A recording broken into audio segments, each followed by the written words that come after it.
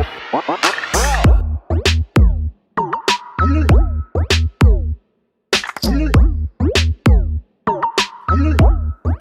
what's good? Man, I know y'all could do better with the likes. What's good with y'all? What up, Fight World? It's your boy Ego, and I'm back with some more boxing. We got to get the likes up. I don't know what's good. Listen, y'all gotta do better. We out here putting in the most work. Y'all gotta do better.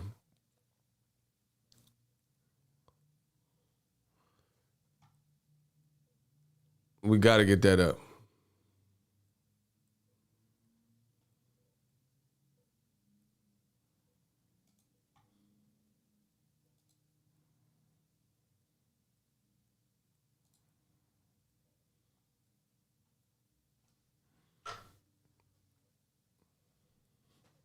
Mad Brad, what's up? Kenya, Business Brain, what's up with y'all?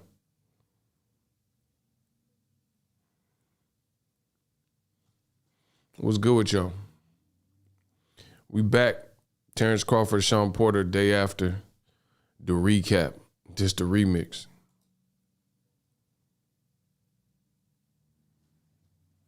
This the remix. We back with it.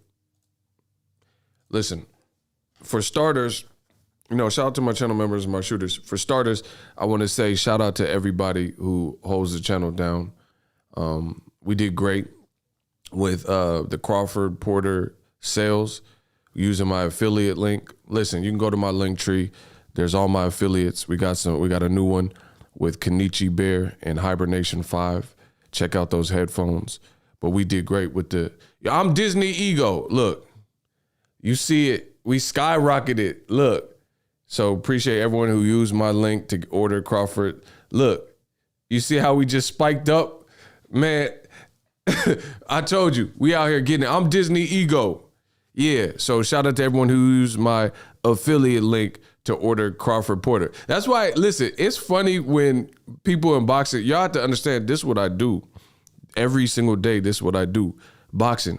Boxing is my baby. I don't have kids, so boxing is my baby, right? And no matter what the outcome, the haters and detractors come in and they say, oh, Ego, you're sad. We have no reason to be sad. We out here winning. See, y'all got to learn how to look at that. We just skyrocketed. I'm taking it to the top, baby. So appreciate y'all for holding it down. We did great with the affiliate marketing and, ordering the fight. Undercard, trash. Felix Tito Trinidad. Bro, the undercard was real rough. Main event, saved it. Main event was a very fun fight, technical fight. I want to give my thoughts for Crawford Porter. I don't really have nothing to say to undercard because, my mom always said, if you ain't got nothing nice to say, then don't say nothing. And that undercard was,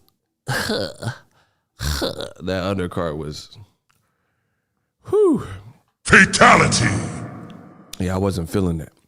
Main event delivered. Crawford versus Porter, very fun fight. Now, not much has changed since yesterday. Nobody can uck with Bud. I mean, it's possible. Listen, first of all, we going to establish some ground rules. This is my channel. I don't care, especially from y'all dudes that we don't know. If you ain't Business Brain, Kenya B, or somebody like that, then y'all need to be sparing with your comments because we don't know you around here. We don't care about y'all dudes that just guys and girls that pop up after one fight. So the best thing you could do in my community, the Boxing Ego community, is let it be known and make yourself a staple of the community so we can actually value your opinions. I don't care about these radical dudes who just coming in, popping in after one fight and speaking their mind. This channel is not for you. We don't care. We don't care what you're talking about because we don't know who you are. We don't know your track record. Boxing is about a track record. Dudes pop up, oh yeah, Crawford's unbeatable. Bro, block Mayhem. I just told you. Block Mayhem in Project. We gonna have to set some examples out here. Let's get him. Long range, headshot, lead pop, red dot him. Listen, red dot him, get him out of here. I don't care what I've never seen you on my channel before, cuz. I ain't never seen you, so get him out of here. Digital Mob, y'all know what it is. Bro, we don't care about you dudes that just pop up because y'all like pimples. Y'all just pop up randomly. Yeah, get them out of here. Sorry y'all had to witness that. Yeah, because they always come in with this radical, oh yeah, this person will die. And no, we don't care about that. That's not what my channel is for. Block them. Man, I said lead pop, red dot, headshot. Man, we doing y'all like Call of Duty Vanguard. Y'all ready for this? Let the king talk. Shout out to Simply Amira. Yeah, shout out to Amira. I like that name. Yeah, bro, get these dudes out of here. Yo, soy, ego is a true alpha. Man, I ain't got time for the little kid games. Bro, I told y'all, listen, I came into the boxing game and it's changed. They want to play kid games like Squid Games. That's a bar. Listen, I said once I stepped into boxing, it's changed. They trying to play kid games like Squid Games. That's a bar. Listen, that's a bar. Ever since I stepped in the door and stepped in this boxing game, it's changed. They trying to play kid games like Squid Games. We're not here for the kid games, bro. We're here to talk real boxing. Let me do my job. Shout out to Cassandra. What's up, girl? Let me do my job. I don't care about these fly-by-night flashing and paying people that want to say whatever radical stuff. Oh, Errol Spence will die. Crawford. Bro, we don't know you. Make yourself known. Come on. Yeah, let's get the likes up. Yeah, smash the like button. I said, since I stepped in the game, it's changed. They trying to play kid games like Squid Games. Bro, I'm not here for the games. I'm here to talk boxing. Crawford Porter, great fight. Suspect ending. That's my opinion. You don't like it, scram. They said the mic is crispy. I switched some things out so I sound crispy. I'm the kid with the golden voice. I told you. They said the mic is crispy. Appreciate you. Thank you for all that. Listen, all the support, all the hate, I use it all to grow and to become a better person and better host for you guys on YouTube, a better content creator. This is what I do. I curate content. This is what I was put on this earth for. So let's talk about it. The fight was great. It was great. I didn't like the ending. If you don't like my opinion, I don't care. That's what I felt. I didn't like how it ended. Bro, people coming in, oh yeah, you're hating on Terence Bud Crawford. I'm not hating on Ish. I'm telling you what I feel. I did not like the ending. It was an amazing fight. It was a highly competitive fight. And then the ending was just like, Ego says, scram. Man, listen, I'm taking it back old school. Tell these Nimrods to scram. You should stop the hate and propaganda of Crawford. You should get the hell out of here. Block him.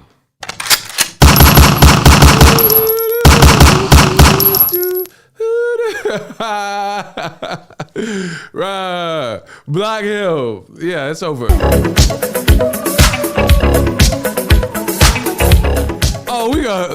Listen, I slept well.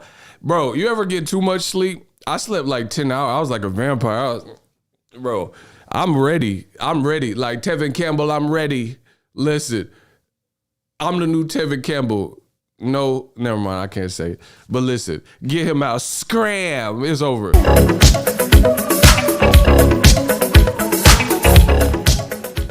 It's over.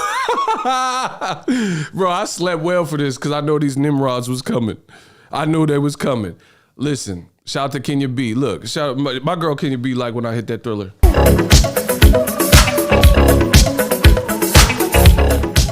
She like when I hit that Thriller on y'all. Bro, it's going to be a Thriller night. Yeah, get him out of here. He said, you should stop with the propaganda. You should get the hell out of here. Yeah. Snub nose. Put that snub nose on him. So anyway, it was a fun fight. I didn't like the ending. You don't like that? Get off of my channel. I don't care. I don't care what y'all talking about. I didn't like the ending, bro. I didn't. It just, like, it was so anticlimactic.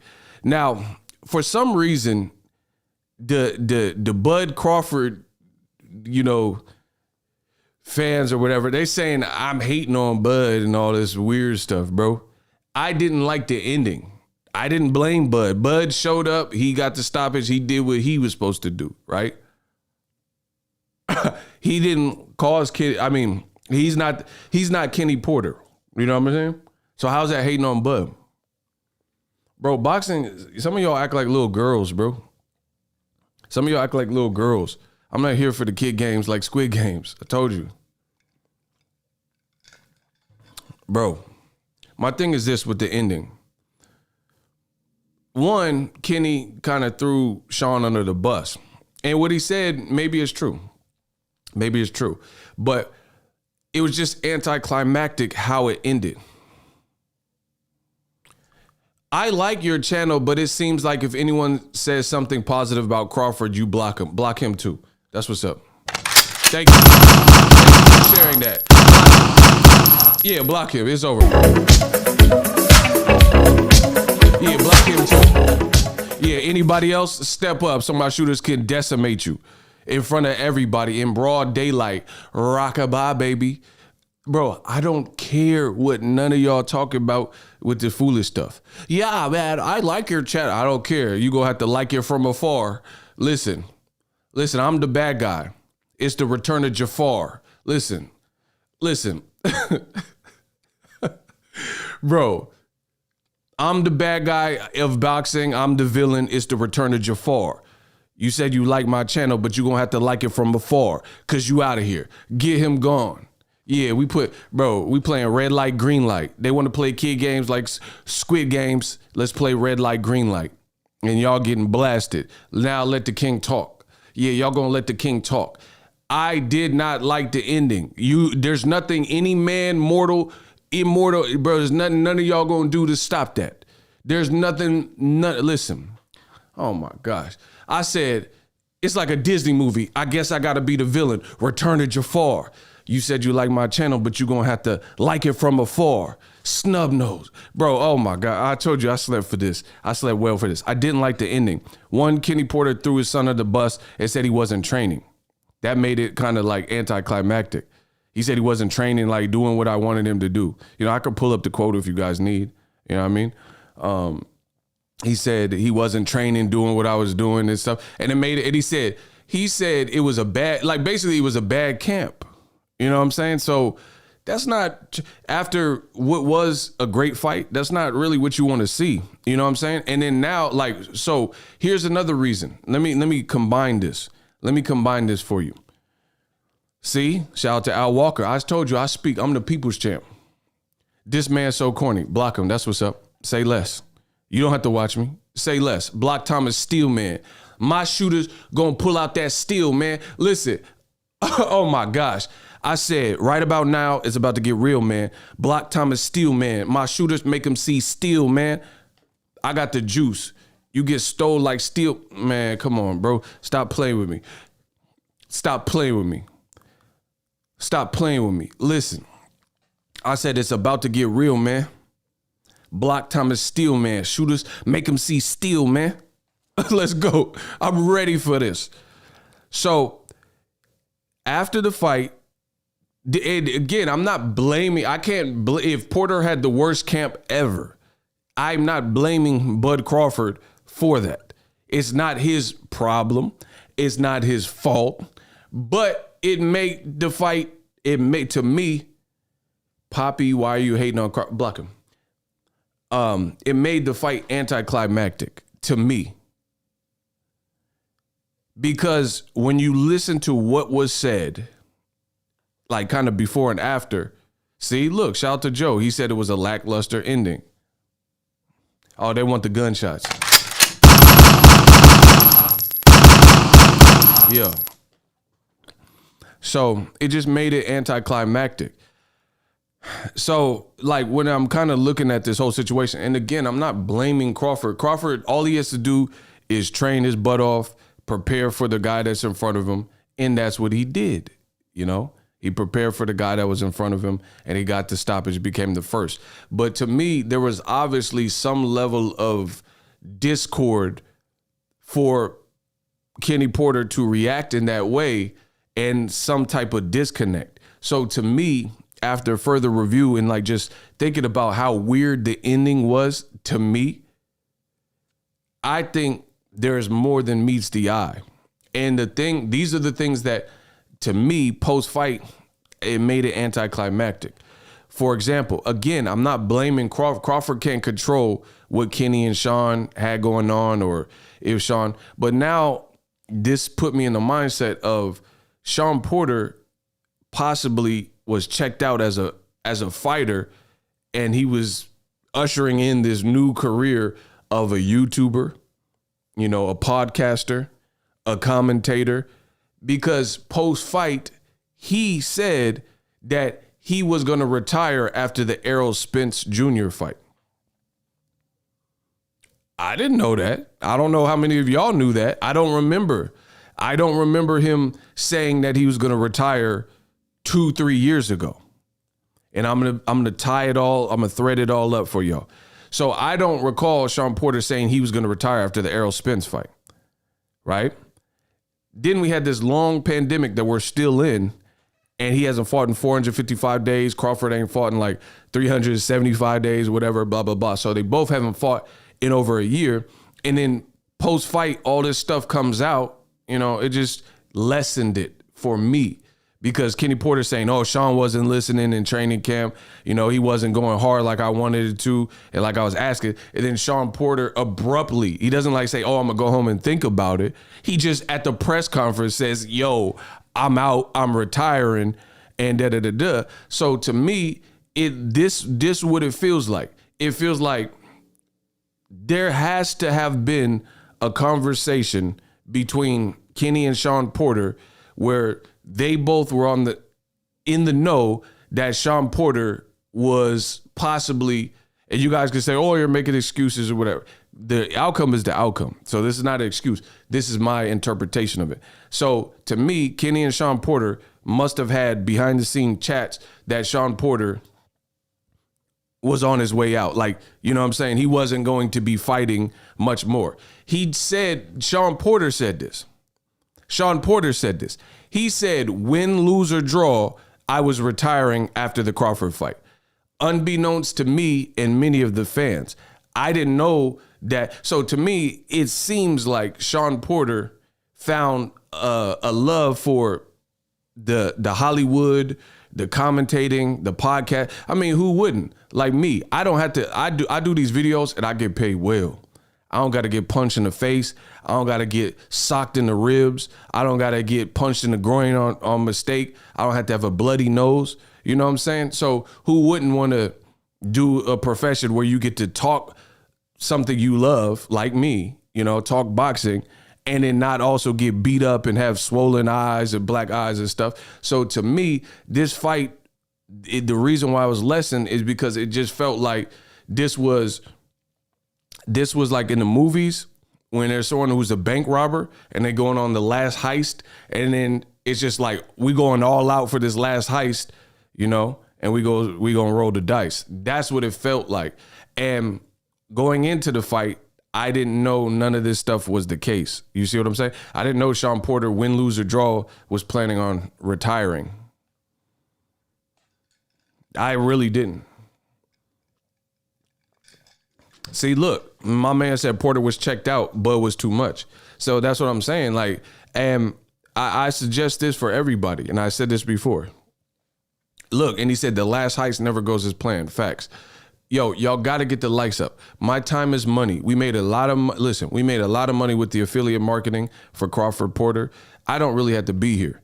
Y'all don't have to be here. Y'all got to make it worth it for these live streams. I listen, I'm a straight shooter, steak and potatoes. Every single time I tell you guys what I need from you. I don't, listen, some people may not like that about me because I'm brash. I'm straight to the point. We don't have to have no filter. I tell you, excuse me, I didn't mean to burp in your face, but I tell you what I need from you. So there's no confusion. You're a balloon, bro. Bye. I don't even know what that means. So we're going to just block you. Listen, we're going to block you and let God sort him out. He said, I'm a balloon. Yeah, that's what's up. Yeah, get him out of here. Yeah. Good win by Bud, but Shawn isn't a skilled boxer. Errol isn't Shawn. That's another conversation. But see, okay, so let me connect the dots. Let me keep going. This is what the fans came for. This is what y'all came for. But y'all got to get the likes up. You feel me? Y'all, you feel what I'm saying? Here's the other thing. The reason why I'm saying it's anticlimactic. See, one thing is whether you agree with me or disagree with me, I always explain myself, and there's always a logic behind. It's not radical like the Canelo Chupapi Muñeño. You know what I'm saying? It's not no radical stuff. I'm explaining eloquently and in detail what I had a problem with regarding each fight or outcomes or whatever. So I know often imitated, but never duplicated. Everybody in boxing, they want to be just like me, but they can't. So I tell you why I feel what I say. See, people get mad at what I have to say or whatever. Oh, ego, oh, you're hating. But I tell you why I feel this way. So let's keep going. Smash the like button. This fight was supposed to be, Terence Crawford even said this. This was supposed to be a barometer. This was supposed to be a barometer for us to compare Shawn Porter and his past ops, Keith Thurman, Kell Brook, Errol Spence, versus how Terence Crawford deals with him. Block John Doe. Crawford, he acknowledged this himself. This was supposed to be a barometer test to compare how Crawford fares with Shawn Porter versus Keith, Kell Brook, Andre Berto, Errol Spence, and other people, especially the noted names like Errol Spence, that Shawn Porter had faced. But the problem with this is the sounds of it, based on what I've heard from all sides.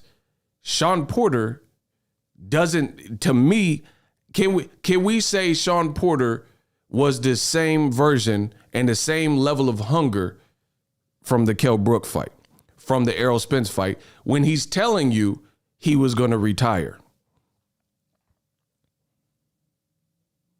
You know what I'm saying? So to me, I wish none of this stuff came out because it lessened the outcome. You see what I'm saying? And people are going to be like, oh, you're making excuses. I don't care. I don't care what you're talking about. This is what I've seen, and this is what I'm interpreting from everything I've seen. Love it or hate it, it's not going to change.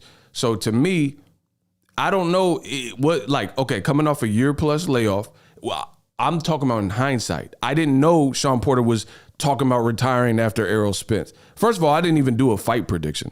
You know what I'm saying? I don't think I ever really even got around to a fight prediction. And Crawford was the favorite. So I don't care about him winning. It's not like I lost money or anything. I don't even bet on a lot of these fights. Majority of the fights, right? So I didn't lose anything. I can prove that in many ways. I didn't go to Vegas for the fight, so I wasted no money. I ordered the fight, but then we made money with the cash apps and the super chats. And then I'm Disney ego. You see the numbers, bro. You see the numbers. The reason I got a flex gang. Listen, West Side. The reason I got a flex gang is because the beta males, they gonna come in and say, oh, you're hating. You must have lost money. I didn't lose nothing. All we did is level up and gain. I didn't have to go to Vegas. We got a gang of super chats and cash apps. I spent no money on hotels or airfare. I watched it from the comfort of my crib. I promoted the fight and with my affiliate with Disney, and we made money that way. I mean, come on, bro. You dealing with a Dawn. See, I'm not like the man fans. This is my job. This is my business. So the reason I got to address that is because people think, oh, you must have spent money on Shawn Porter. I don't even bet on fights like that. Felix Nunez, 100% agree with your perspective. I see it the same. Shout out to my boy Felix. Listen, I know I'll be making some sense on these videos. So anyway, that's the reason why I was anticlimactic, because to me, this was supposed to be the comparison. But now, based on what came out after and what was said, and it's not just like, oh, a fighter's crying and saying he had a shoulder injury or something like that. Bro, Porter actually retired. So this becomes a reality because Shawn Porter actually retired. It'd be one thing if Kenny Porter was like, oh, Shawn wasn't listening to me and that was it. But he actually retired, which, shout out to Isaiah. He actually retired, which falls in line with kind of what Kenny Porter was saying. So now it creates that gray area where you're just looking at it where it's like, all right, Crawford was the first to stop him, but now we know this was Shawn Porter's last fight. So to me, it looked like a last bank heist where they were just going to roll the dice. They were going to roll the dice. They knew Crawford was good. They were going to roll the dice. And if things didn't go his way, Kenny Porter told you at the post-fight press conference, block Jomo. That's what's up. Oh!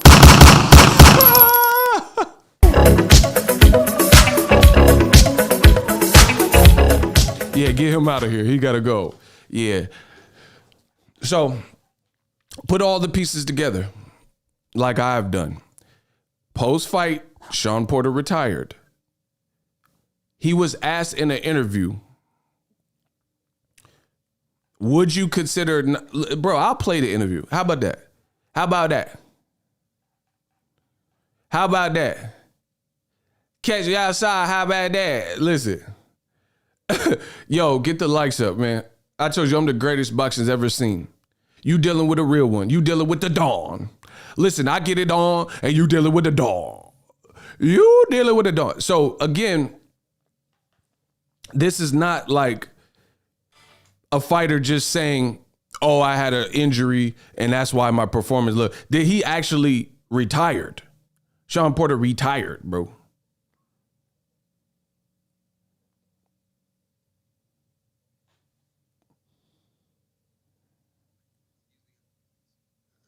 Fighters at a stage in their career right after a go. I knew that Terence Crawford was going to be my last fight. Listen. And decision actually made on the spot here tonight? No. The decision was made a long time ago. I knew that Terence Crawford was going to be my last fight. And bro, that's not my, oh my God, I'm the greatest boxing has ever seen.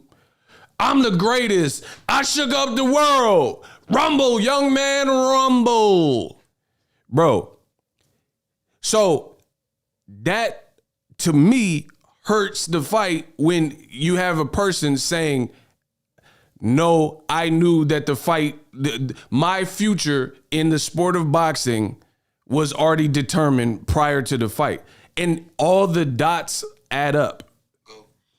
Listen. It's known that that's probably the worst time to make that decision like that. Was that decision actually made on the spot here tonight? No. The decision was made a long time ago. I knew that Terence Crawford was going to be my last fight. And, you know, I intended to give it all I had going into the ring. I intended. And, you know, I did not expect it to end this way at all. So, lastly, you're one of the few fighters who have had a career outside the ring during your career. Yeah. Your dad said he didn't feel like training went as well as he had liked and the commitment. Do you believe that anything might have played a role in you just being too busy and having other jobs besides boxing? You know what, to be honest with you, man, and I probably, it would take all day, but this is a hard game. And I've played this game as hard as I could play it, you know what I mean? So, unfortunately, with this being the last one, it was like I was trying to reserve everything for the ring. Mm-hmm. You know, so there were moments where, you know, he wanted me to go harder in the gym, and I'm like, I'm giving it all on fight night, so I'm not going to give it all right now, you know what I mean? So, whether or not that backfired on me, I really don't know if it did or not. So. Is there any chance you go home, think about this, reconsider, maybe? Listen, this right here, listen what I'm saying, bro. Listen. In that ring one more time. Listen. You know what I mean? So, listen. Whether this the best part. Me, listen. really y'all gonna listen to me. Is there any chance you go home, think about this, reconsider, maybe go in that ring one more time? No. Bro, he said a smooth no. You make too much money on YouTube to hate. Man, block him. How you know about my money? Shut your ass up. He said you make too much money on YouTube. Hey, they want to hate so bad. Listen, when he said you hate, he said you make too much money on YouTube to hate this bad on Bud. Bro, how you know about my money? Man, shut your ass up. You a pocket watcher. Anyway, block him. Get him out of here. It's a thrilling night, y'all. Yeah. He got cooked. Adrian, you didn't go down like that, huh? He got cooked.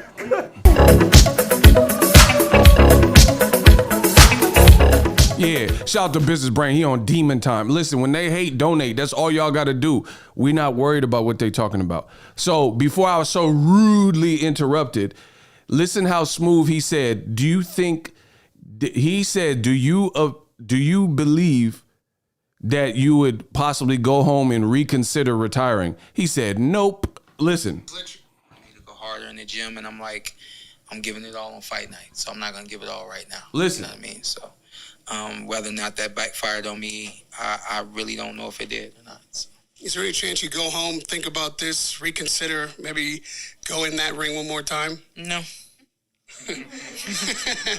Bro, so, like, I mean, again, this is not Crawford's problem, but the problem I have is this is what Shawn Porter and his team are saying. So clearly there was a disconnect where they knew they were riding off into the sunset regardless of the outcome in this fight. So again, Crawford can't control none of that. I get that. I'm not blaming Crawford for that.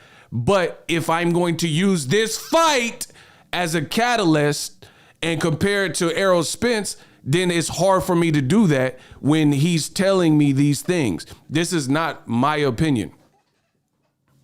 This is not my opinion. These are the facts. Listen, that's a new one. That's a new tagline.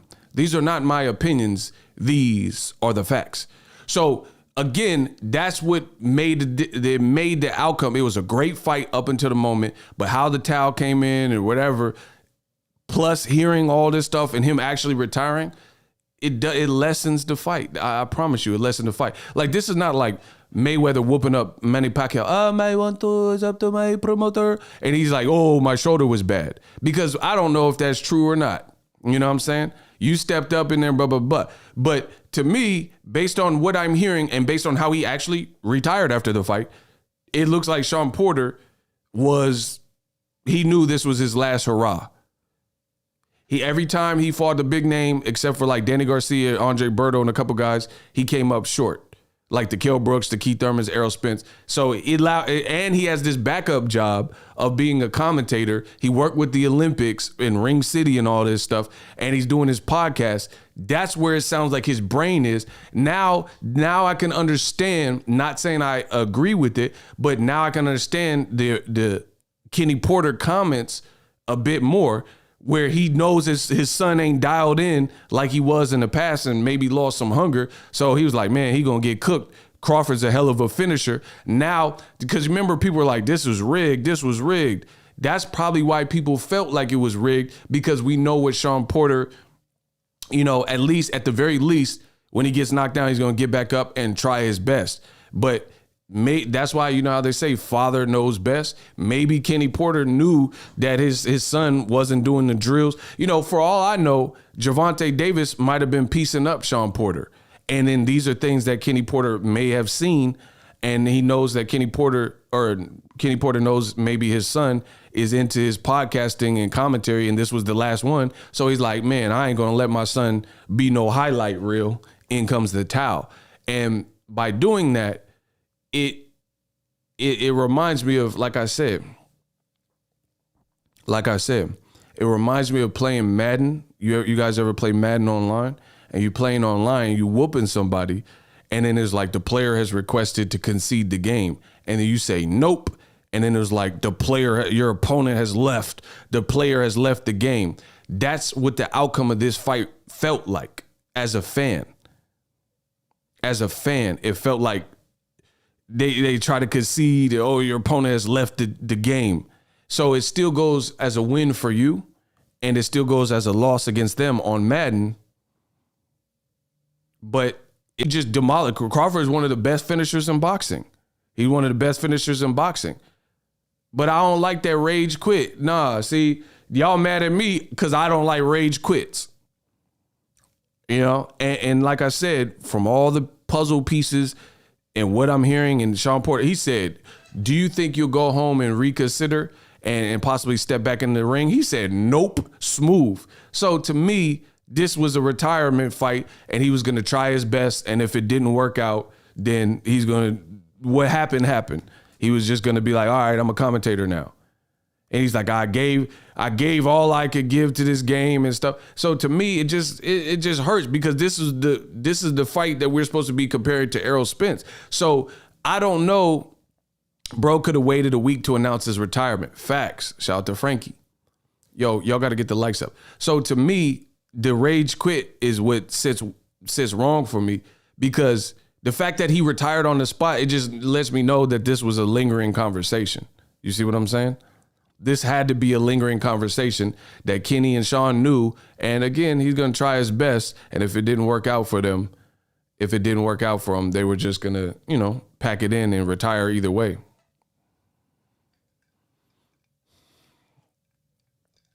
Who you got, Boots or Bud? I got Boots stopping, but man, Boots is huge. So I don't know. I don't think that fight's going to happen anyway. We got to see what's next. So I don't know. I don't really have too many thoughts on that. Block Bike Speedster. Listen, you're going to either make a statement or you're going to ask me a question, but you're not going to do both. You know that, right? Block him. Listen, all y'all in the chat, you're going to either ask me a question or you're going to make a statement, but you're not going to make a statement on behalf of Ego and then put a question mark at the end and make it look like that's what I said. So y'all got a choice in my chat. You're going to either make a statement or you're going to ask a question, but you're not going to disguise and dress up a statement with a question mark and then throw it on me as if I said that. That's what you ain't going to do. Damn, people getting blocked left and right. Yeah, good, because they ain't got no sense. Like I said, you going to ask me a question. If you have a question for the king, Boxing Ego, or you have a statement, but you're not going to try to disguise it as both and then say I said. I didn't say what you said. See, that's what people try to do. Y'all try to be slick. You're not slicker than me. I'm the slickest. Pernell Whitaker with it. Sweet pea. Y'all not slick. You're not going to put a statement out and then put a question mark at the end like I said that and hold me to that. He's like, oh, so you're saying that Terence Crawford sucks? Bro, when did I say that? Listen, so y'all got a choice right now. If you got a question for me, put a question. You got a statement, make a statement. Block L. That's what's up. Yeah, block L.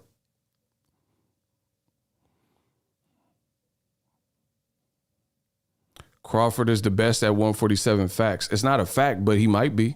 You know what I mean? He might be the best. But block them. Bro, listen, y'all say opinions and then you say facts at the end. That don't make it facts. Bro, the conversation is still the same. I'm going to talk about that. The conversation is still the same. Crawford is Errol Spence is 1A and Crawford is 1B. It's that simple. They're both, until they fight, we don't know who's the best. Until they fight, we don't know what's the best. It's that simple.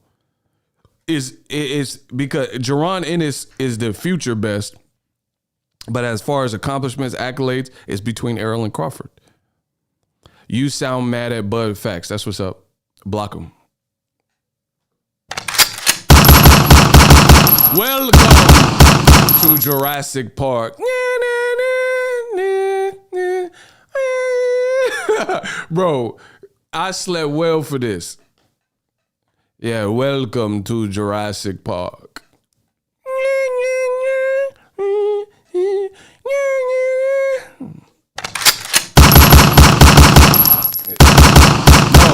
Get these velociraptors out of my chat. You sound mad at Crawford. Ooh. Oh, you got me figured out. Bro, what reason do I have to be mad at Crawford?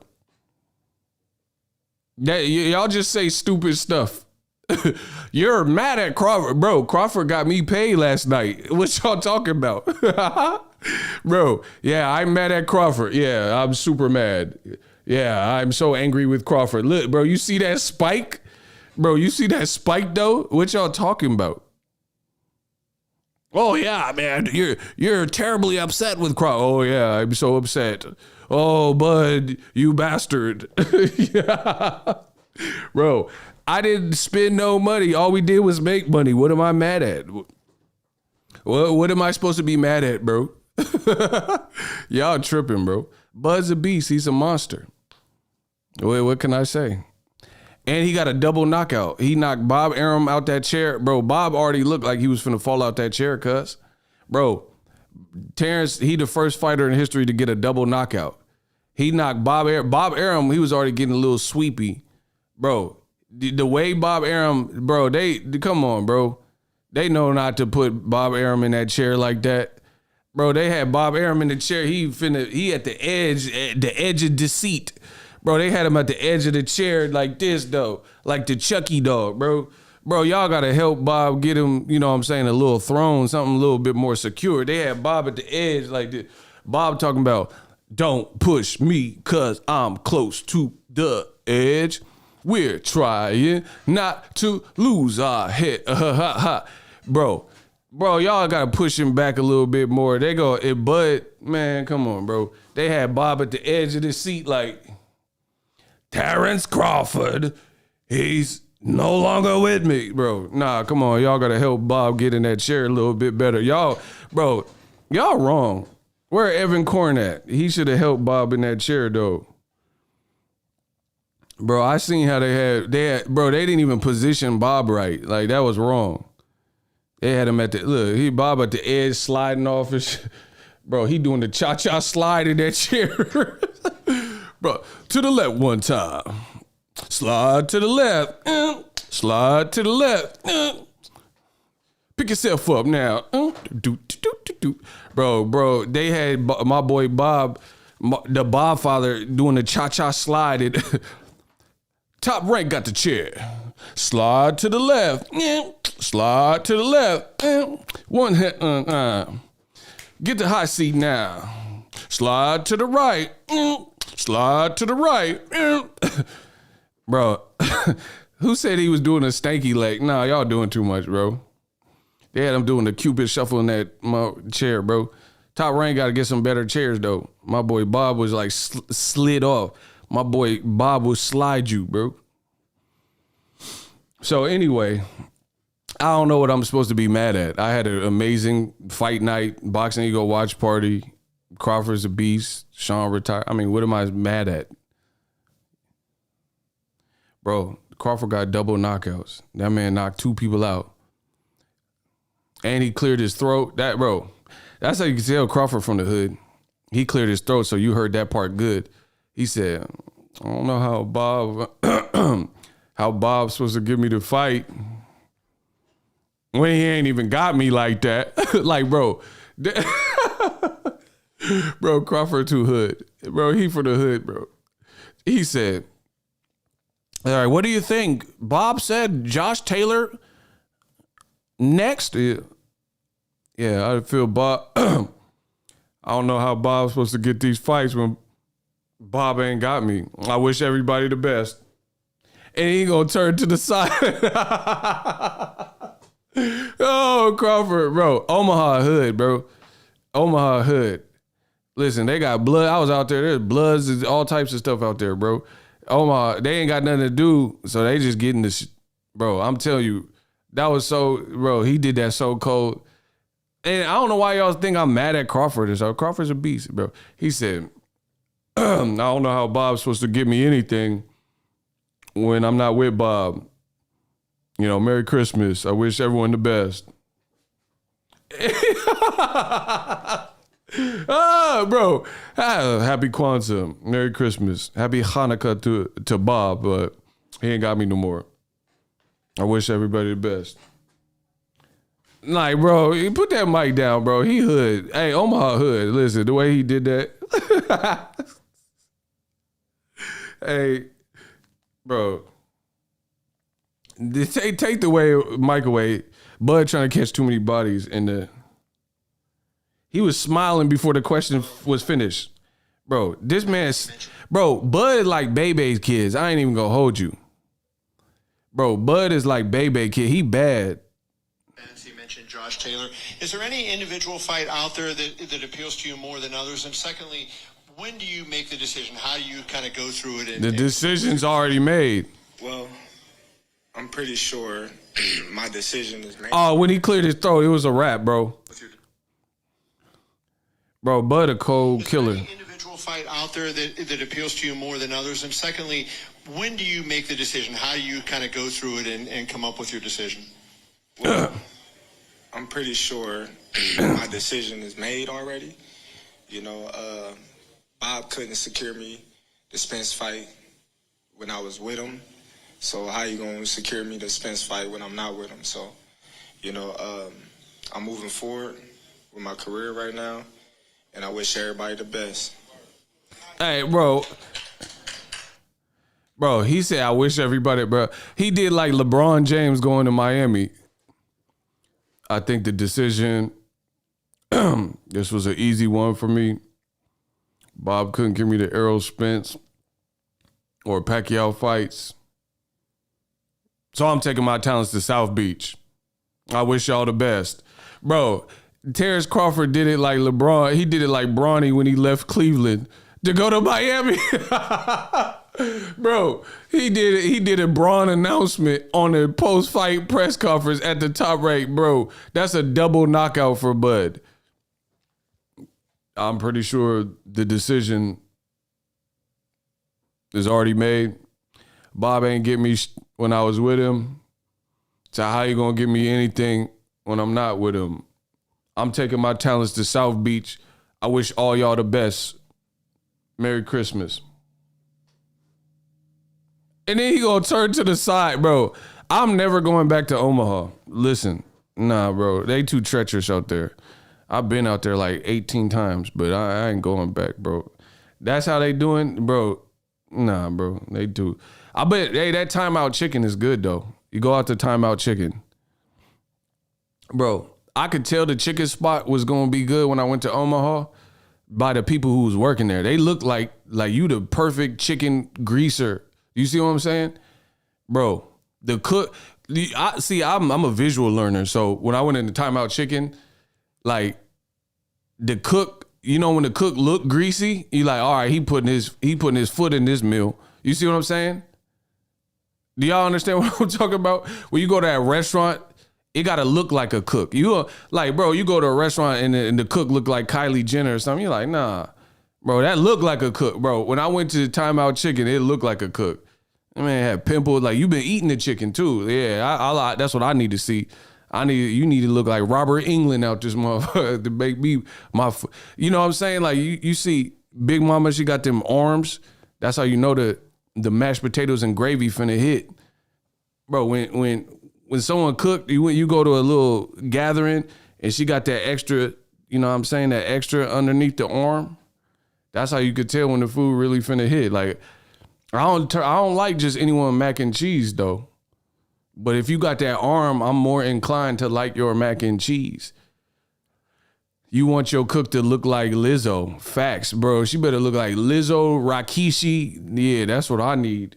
Bro, when the elbow look dark as hell, when they, like, you know what I'm saying? The skin be like kind of light right here, but the elbow be blurple. It look cracked. Like it ain't never seen no Jergens. I need my chef to look like that. I need them to look wild unhealthy. You see what I'm saying? I know the mac and cheese finna hit. Beans, potatoes, ham. Bro, I need you to be like that. Beans, greens, potatoes, ham. We got it. You name it. Yeah, I need one of them. I need to look like a second generation slave making my stuff. Yeah, she better look like Precious out this motherfucker. She better look like Charitable, Precious little cousin. Y'all better stop playing. Bro, I'm telling you, I know how to pick. I'm a foodie. I know how to pick the spots. I know how to pick the spots. It only like it would be somewhere you're not even from. I go to New York, I pick the best spots. The one with the most people in it. The one that got a line. You better get your butt in the line. If this restaurant got a long line and this restaurant ain't got no line, you better go to the one with the longest line and just wait. You better have a Snickers, hungry, why wait? Bro, that line is telling you something. You can get expedited service over here. The food is trash. I'm going to start a food channel. Let's go. I need that food channel. You know what I mean? Let's get it. Beans, potatoes, ham. You name it. Y'all tripping, bro. A1 Diggs. He treated Bob like a dude outside the subway station trying to sell used Jordans for $10. Oh, y'all going in, bro. Yeah, Snickers, hungry, why wait? Looking at. Man, smash the like button. Y'all laughing. Oh, hee, hee, hee. Y'all be laughing at the jokes. Laugh that like button up. This ain't free. He said Terence Crawford sick and tired of being sick and tired. Word.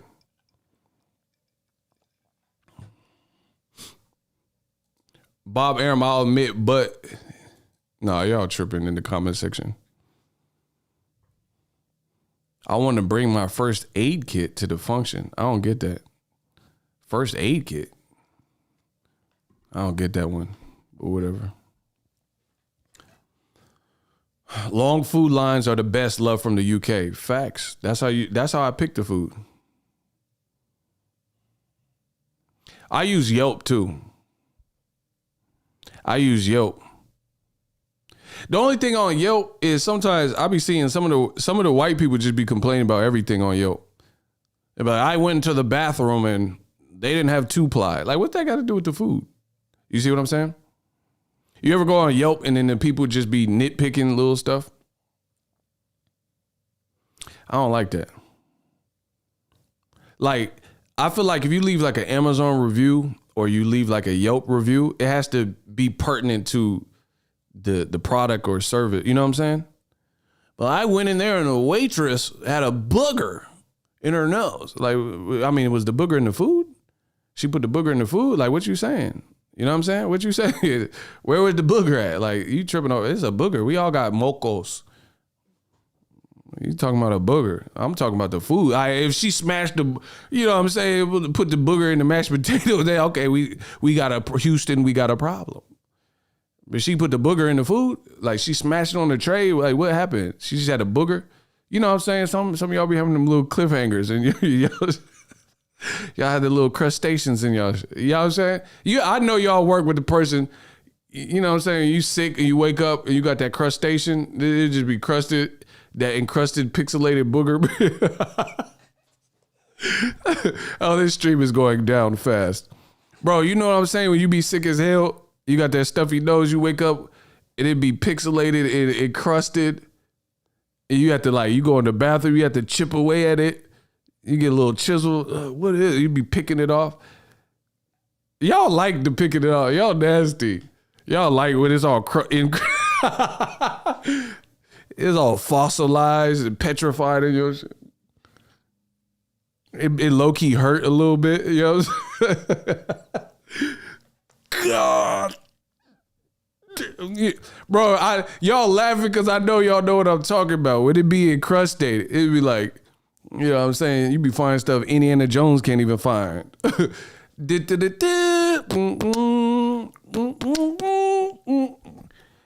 Indiana Jones in the Temple of Boogers. Let me chill. I'm going to chill, bro. I'm going to chill. But y'all know what I'm talking about. Y'all better stop lying. Kids be having it the most.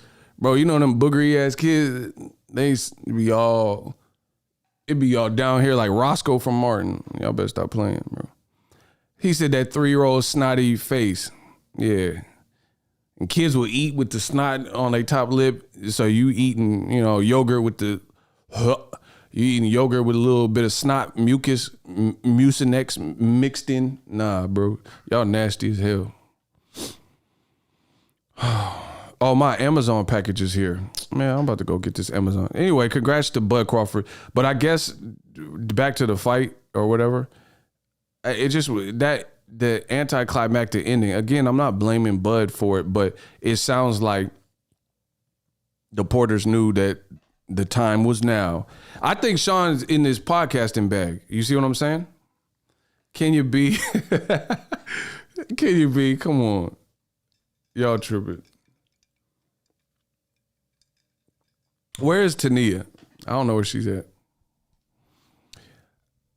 To me, that just it lessened the outcome a little bit because, like, for one, I don't know. I just feel like Kenny Porter, there was confusion. Okay, put it this way. Correct me if I'm wrong. The ref was finna allow Shawn Porter to continue, and Shawn Porter got up. True or false? Let me know. Was the ref going to allow the fight to continue? Is that true or false? Shawn Porter got up after the second knockdown in 1 round, and the ref was still counting, true or false, and was going to check him out and allow him to continue. Okay, everyone's saying it's true, then I stand by what I said. That's what I'm saying. And for me, the outcome could have been foregone. Like, Crawford is an amazing finisher, but I know that's your son, and I'm not just trying to say it to be like sadistic, like, oh, we got to see your son get bodied, but your son has acquitted himself very well in this fight and other fights. So to me, there was some real disconnect, and Kenny Porter must have known his son. He told you at the press conference. He said that Shawn wasn't doing what I asked him to do, and he knew he was going to throw in the towel. So to me, that lessens the outcome, because I feel like if you knew, like, who says that? Who says I knew I was going to throw in the towel before the first bell? That sounded a bit weird. So to me, that shows that probably Shawn Porter wasn't looking like as hungry as he has in the past, or was planning on retirement. So if it got into any sticky situation, that Kenny was going to be trigger happy. And to me, the thing why I don't prefer that outcome is because, like I said, I'm real surgical. You know, I'm surgical with this bitch. Jay, I need my money, because now it makes the decision about like the Kenny and the dad, and that kind of overshadows it, as opposed to more of a, like I said, I like my a surgical incision. Now, if Crawford just finished him like he finished Jose Benavidez. See, Jose Benavidez, perfect example. Jose Benavidez's dad trains him as well, but he let his son get cooked up. You see what I'm saying? He let his son go out on his shield. So to me, I would have preferred that, and then there would have been no detracting force, or distracting force, maybe is a better word. You know what I mean? Because now it's like, was that an emotional decision? There wouldn't have been nothing. Jose Benavidez, his pops was his trainer. I was at that fight for Crawford too. Again, y'all say I hate Crawford, but I spent more money supporting Crawford than all of y'all. But whatever. I was at that fight. I covered that fight, credentialed media. I flew out there from Cali. There's not really much to do in Omaha, especially if you ain't from there, so you don't really know. Things close early and stuff. It's way different than Cali. And when I cover fights in Vegas and New York, like I go to Vegas, New York, Cali, we get food any day. Not any time of day. That's what I meant to put. Crazy Rican, what's up with you? The real king of boxing talk. Appreciate all your videos. Let's go. Shout out to my Ricans. Boricua, let's get it. You know what I mean? And it just, to me, it becomes a distraction. Again, I don't know why people keep saying, like in the comments, oh, you're hating on Crawford. It's not Crawford's fault. I never once blamed Crawford for Kenny and Shawn's decision making. How does that even fall on Crawford? But it doesn't change the actual facts of what I've seen. And to me, that hurt the outcome of the fight, because like I said, Jose Benavidez, his dad trains him too, and Crawford got a 12th round stoppage. And then it just let it be that, and then no one could complain about it. So I would have preferred that. Like I said, I'm always going to prefer the clean incision, a straight cut, not a jagged cut, a serrated cut where it's all jagged, a straight cut. And a straight cut would be where, like even Wilder Fury, that was a straight outcome. No questions asked. Wilder, he looked done. You know what I'm saying? He was exhausted. He got hit. He was taking too much punches. Right? No BS ego #1 with boxing talk. Facts. But y'all do that. Canelo, Caleb Plant. I had no problem with it. Caleb Plant's dad was in his corner as well. And he allowed his son to go out on his shield and then, live to fight another day. But now in the Kenny Porter, Shawn Porter conundrum, it kind of became about Kenny Porter as opposed to Crawford's win. And then now with the things that have transpired and come out to the light of day after, it looked like one last heist. We're going to take this major gamble against a great fighter. And if to me, based on what Kenny Porter said, and I know Kenny Porter, and maybe I'll talk to him about it or whatever, but it sounded like he had an itchy trigger finger. and he wasn't liking some of the things he's seen. Again, I don't know the details. This is just me, pure conjecture and speculation, but I don't try to front and act like. I know he sparred Tank Davis. Tank Davis came out and made some comments. Make sure y'all smash the like button, gang, gang. Yo, y'all got to get the likes up. Let's go. Y'all got to get these likes up. Gervonta had made some comments about Shawn Porter, he has to respect me. Like after sparring, he says something to this effect.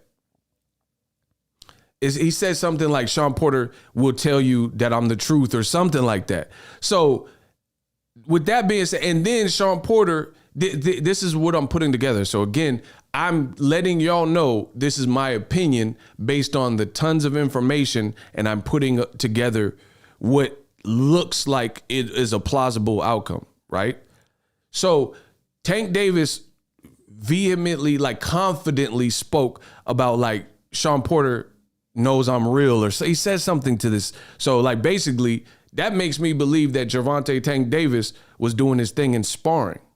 You know what I mean? So for you to confidently just put it out there as a lighter dude fighting a welterweight, Shawn Porter, who used to fight at 165, and to just make that statement like Shawn Porter knows I'm good. And then Shawn Porter doubled down and corroborated these statements. Shout out to my girl, Georgia Peach.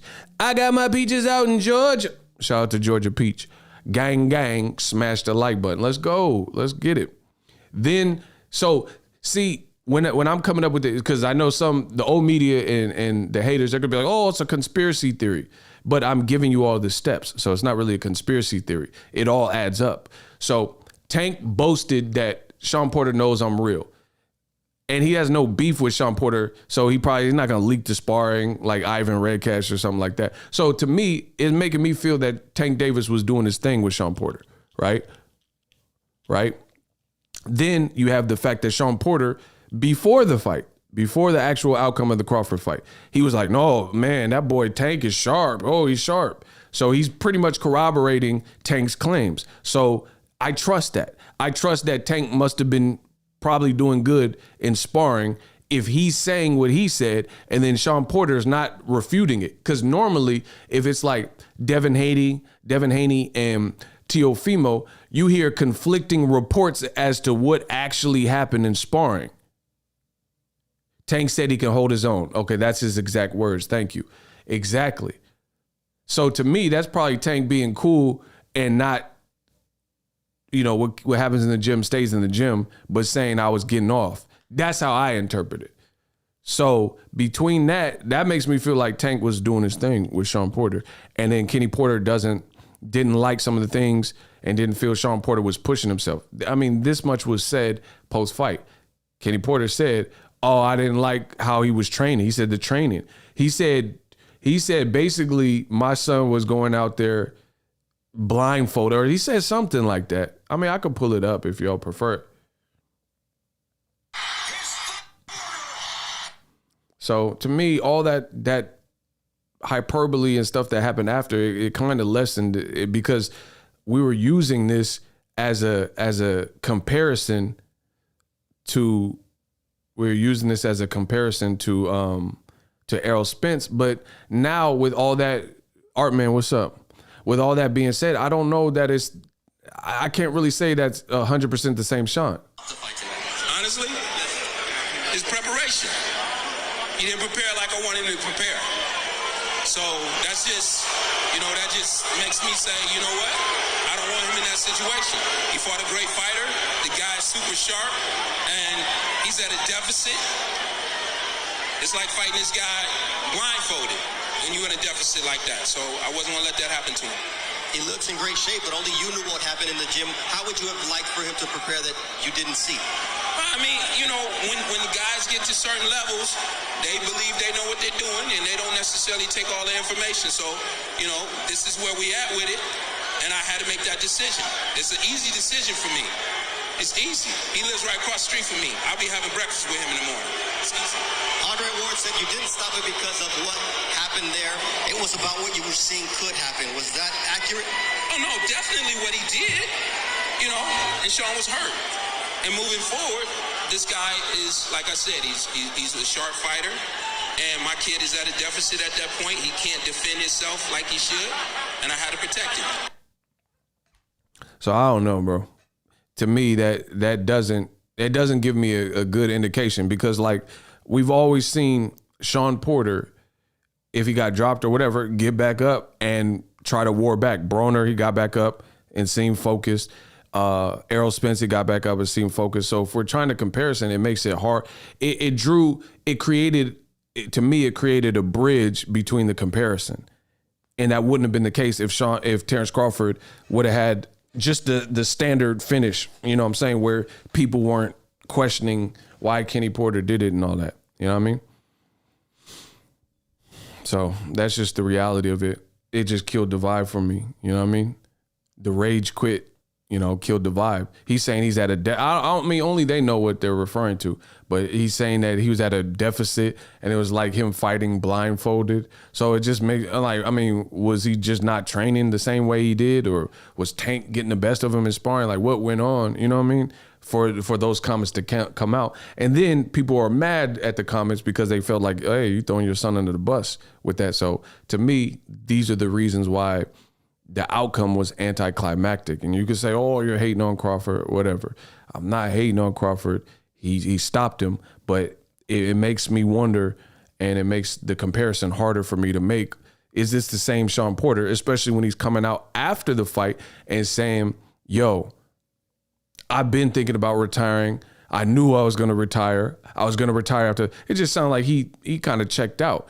And you look at it, like I said, we're used to Shawn Porter getting back up and warring back. When he got dropped the second time, he started pounding on the ground. And I'm like, what is that? Like, who? Like, it's like having a temper tantrum.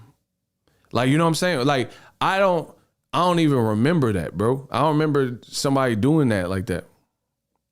Block Anthony Fitzgerald. That's what's up. Meet your maker.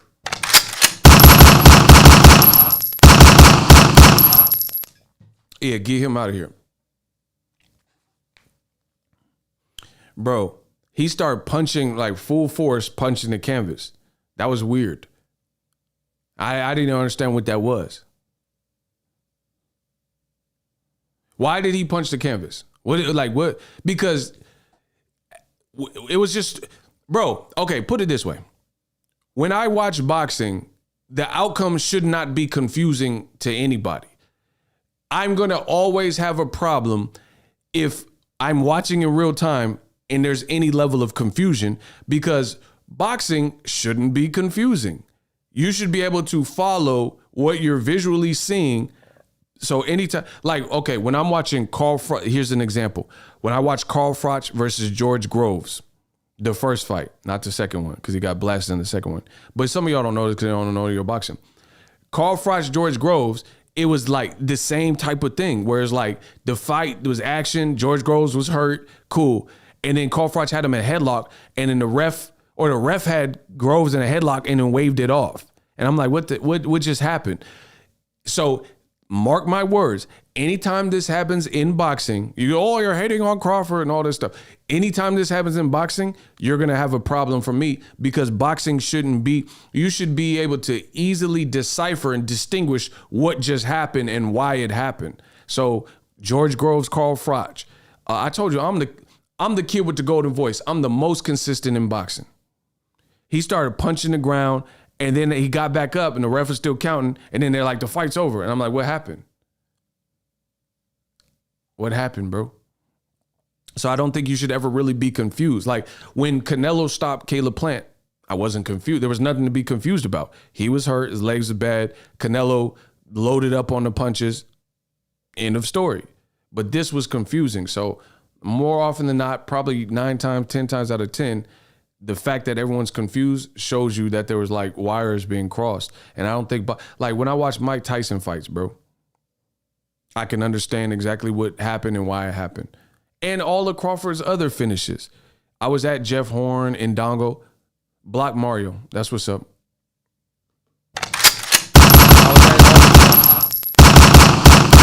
I was at all these fights. I knew exactly why it ended and stuff like that. And this fight felt a little bit different. It's that simple. Yeah, Block Mario. Game over. Doot, doot, doot. Boop, boop, boop, boop. Do. Yeah, it's over for Mario. I put an M right on your head, you Luigi brother now. Like J. Cole said. Please don't greet me with a pound. Put an M right on your head, you Luigi brother now. Yeah, it's over for Mario. Game over. What y'all talking about, bro? So yeah, in that given moment, I felt like Kenny Porter kind of made it about him, and then it changed the trajectory of what was otherwise a great fight. You know what I mean? Like, whether he didn't want his son to get highlight reeled. It sounded, that's why I said, that's why people felt when people were, listen, block stat. Yeah, you became a stat. Block him. Put an M right on your head. You Luigi brother now. Block stat. It's over for him too. I don't care. I made money, so we winning. Yeah, we made money. All these broke haters, they could keep hating. We just gonna put an M right on your head. You Luigi brother now. Oh, I love my life. But yeah, man, that's just what it was. I would have preferred to see the regular finish that Crawford provides. It's that simple. Like I said, Jose Benavidez, same thing. Bro, Jose Benavidez. Okay, answer this question. Who looked more hurt to you? Be honest with yourself. Jose Benavidez in the 12th round? Jose Benavidez in the 12th round? Or Shawn Porter in the 10th round? Answer that. Congrats on the YouTube bonus. Yeah, because we got great supporters and we got great haters. So we winning all across the board. A1 Diggs, block party. Oh, we having a party. We having a party. He said, growing up, I used to love the block parties. Now it's a block party in here. Facts. Who looked more hurt? Okay, everyone's saying Benavidez. I agree.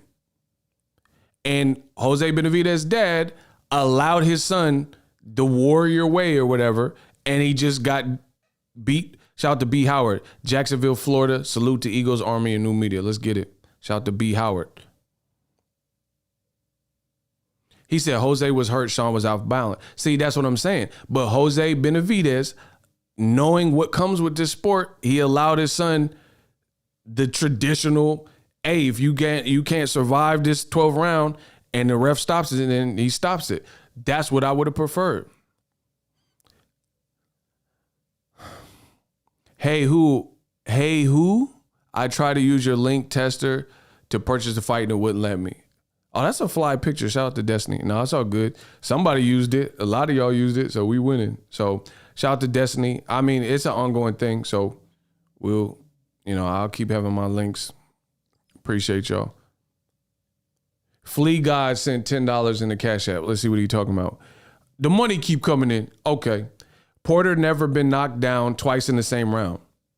No, of course he hasn't. Before the fight, Kenny said he wasn't listening. $5. Facts.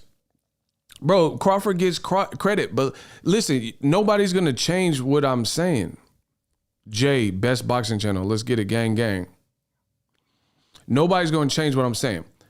You look at the dichotomy. Jose Benavidez and his son, which I'm sure he loves his son.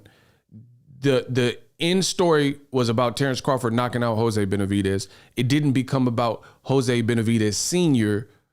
making the decision, and then people were like, hey, I think he could have continued. That wasn't the case. But with yesterday's fight, right? That's what it felt. But then again, like I said, maybe Kenny's seen but see, that's the other thing. Kenny might have seen some things in training that we're not privy to the point where he's like, nah, this is the best decision. And if that's the case, like it seems like it could be the case, like maybe Tank was getting off or Shawn wasn't listening, all that stuff he was saying, how he threw him under the bus. If all that stuff is true, then that also still hurts the fight, because to me, that means like Shawn Porter, he knew this was his last little stretch. And then if it ever got to a compromising situation, Kenny told you I was going to throw in the towel. You know what I mean? So it is what it is. The outcome is the outcome. Crawford became the first person. Yeah, bye, Londo. Get him out of here.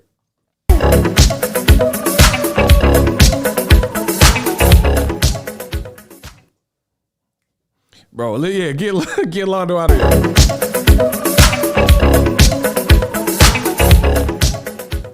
Get Londo out of here. Kenny told you what he saw in training. Why are you yelling at me, though? You put all them exclamation marks. But that's what I'm saying. I don't like no rage quit, bro. If Shawn Porter, listen, let the ref stop it. Let the doctor stop it. And here's the other thing. The towel was never thrown in. But I guess he got on the apron. I don't know, bro. I just didn't. Y'all ain't going to change nothing. Listen, Crawford's a beast. He won. It is what it is. But I don't like the, like I tell you, I'm very consistent. I like a clean incision. Like I said, I'm surgical with this bitch. Jake, I need my money, Jake. I would have just preferred the no intervention from Kenny. Let the ref do his job. If Shawn Porter literally can't get up and continue, then that's the outcome. And then I would have preferred that. That's it. That's it. It's no more, no less. You can say, oh, you're hating on Bud, bro. I have no reason to hate on Bud. He's a great fighter. He's a pound for pound top guy. He's a great fighter. I've covered, his whole career for the most part. Props to him. Listen, boxing, a lot of boxing people are soft. Like a lot of boxing fans, they're soft. You say one thing and they say you hate, like, bro, so let y'all tell it. I hate Canelo. I hate Bud. I hate, just every fighter. Like, I hate everybody, bro. That's what, in y'all world, because y'all a bunch of cowardly beta males, I hate every fighter, bro. That's what y'all say. So, it is what it is. Bro, he was touching him too much. Bro, listen. We can agree to disagree. Bro, when Terence Crawford was hitting him, like as he was going down, not all that stuff was really even landing. He was landing crazy shots, but it wasn't like it was all like landed. Like I've seen worse, bro. It is what it is. I think Jose Benavidez was in worse shape. No cap. Jose Benavidez, I was at that fight. Jose Benavidez looked to me, bro, he got hit with the swiftest of Crawford uppercuts. And he fell down all crazy. And only Hart got him back up. He looked to me, Jose Benavidez looked like he was way more gone. Jeff Horn even. Bro, all these guys look Mean Machine. All these dudes look way more like there's nothing you can do, bro. Just hang it up. That's my opinion. If you don't like it, kiss my ass. I don't care. So, yeah, I don't know. I didn't prefer the ending sequence. It's just what it is. I don't care. Don't watch me. Don't watch me. You don't have to watch my channel ever again. How about that? And again, being Shawn Porter and his pedigree, I've never seen that reaction from Kenny. But he's never been knocked down. You can say, he hadn't been knocked down 2 times in 1 round. But when Broner knocked him down, he was hurt. When Errol Spence knocked him down, he was hurt. And we never really seen that. And here, it leads me to this, bro. Only thing coming with Shawn getting hurt worse, Kenny did right by his son. Like I said, to me, there's more to this story. Like, Kenny Porter must have seen something in training that he didn't really like. So when you factor that in, he's like, all right, my son is going to be a highlight reel. And that's what happened. But we, at the end of the day, at the heart of it, for boxing fans, it just, like I said, the conversation becomes about the decision versus the outcome. And I don't like that. I don't like the fight. I'm very consistent. I don't like when the fight conversation is about the referee. Like Jack Reese in Wilder Fury 1. I don't like that. I'm going to always be consistent with that. If the conversation is about the trainer or why did the referee do that, or remember Jorge Masvidal versus Nate Diaz when they were in New York and then the doctor stopped it? I'm not a fan of that. I'm never going to be a fan of where it's like the central focus is something outside of the outcome. Did you see Porter falling asleep during the fight promo? I didn't know if that was a joke or what. I don't know, bro. I don't know. Whatever, bro. I didn't know. Was he really falling asleep? I thought that was a joke. I seen the clip, though. And then, like I said, there must have been something behind the scenes that only they know, because we've never seen Kenny Porter hastily react. You know, so he must not like what he's seen in sparring or training or whatever the case is. You know, it is what it is. It's not Crawford's fault. He moves on, blah, blah, blah, blah. But again, I have a hard time with comparing it to the Errol Spence fight with all that we discovered. Oh, I knew I was going to retire no matter what. I don't like that. To me, like, okay, Pacquiao didn't even do this. Like, imagine if Ugas beat Pacquiao and he's like, I knew I would, this was my last fight with this one. I would have been the same way, bro. That's what makes it look WWE. That's what makes it look scripted, when a person is telling you they knew they were retiring regardless of the outcome. And then the outcome is a conflicted, different opinions on it. I would have been mad. Bro, Pacquiao, I like that, what happened with Pacquiao. Pacquiao, I think the outcome inspired his retirement more than he knew he was retiring off rip. Because I'm not a fan of that. In my opinion, boxing is too grimy a sport. It's too dangerous. It's too brutal. And it's too gruesome. If you're having the notion that you are going to retire, you should pull the plug right there. Hopefully you made the right investments in real estate, or you got your own little pension or 401ks type of stuff, and stocks like established, and you should retire right there. I'm going to always maintain that no matter who's the fighter. So y'all can say, oh yeah, you're hating on Bud and all this stupid stuff. I'm always going to feel the same way. If you're having thoughts as a boxer of, hey, this is my last hurrah, you should just pull the plug right there, because you could seriously get hurt. It's always going to be that way. So when a person's saying, oh, I knew I was going to retire no matter what, even if I won the fight, then that is going to be a different, it's different. It's just too different, bro. And trust me, I'll keep it all the way consistent. If this happens again, I'll say the same thing. Ideally, it happens like Pacquiao. Pacquiao versus Ugas, I think Ugas beating him, and he's like, all right, I'm at a point where I can't beat a guy with some losses that wasn't supposed to beat me on late terms. I'm retiring. I can dig that, because if listen, I truly believe this. I mean, there's no way to prove it. But if Pacquiao, I want to up to my promoter, right? If Pacquiao beat Ugas, I don't think he would be retired right now. Like, if he knocked Ugas out, he'd probably still be fighting. I really believe that. I really believe that. But when he's looking at it, he's like, man, I was eating out of, my wife was spoon feeding me. My eyes is all messed up. I got kids that is grown now. You know what I mean? I want to get into politics. Now is the time. That makes sense to me. But if you're going into the fight and saying I'm retiring no matter what the outcome is, then it looks like a heist. It looks like one last foray. And it's like, hey, if I'm good enough to beat this guy, I'm good enough to beat him. And if I'm not, then I'm out either way. So I don't like that, bro. I'm keeping it real. I don't like that.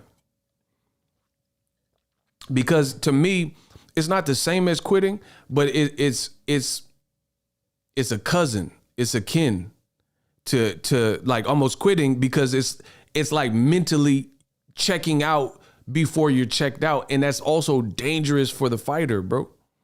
It's dangerous of the fighter to step in there if you're not hungry enough for this brutal of a sport. You see what I'm saying?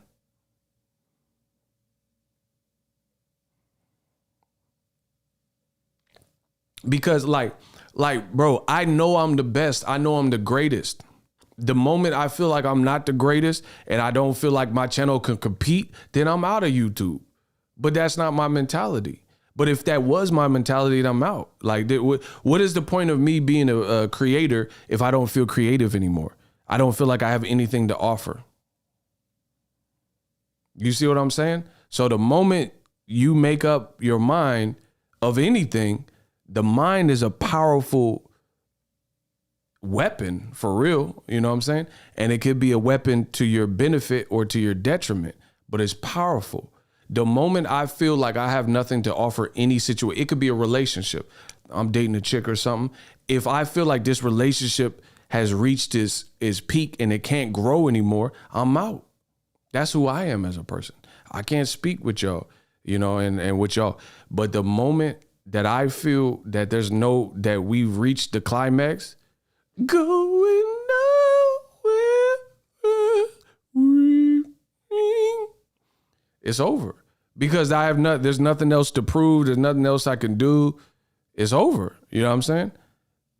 Like me as a content creator or as an individual, I'm just beginning. Like I don't feel like, oh, it's over for me. Like I have nothing else to prove. I always got something to prove.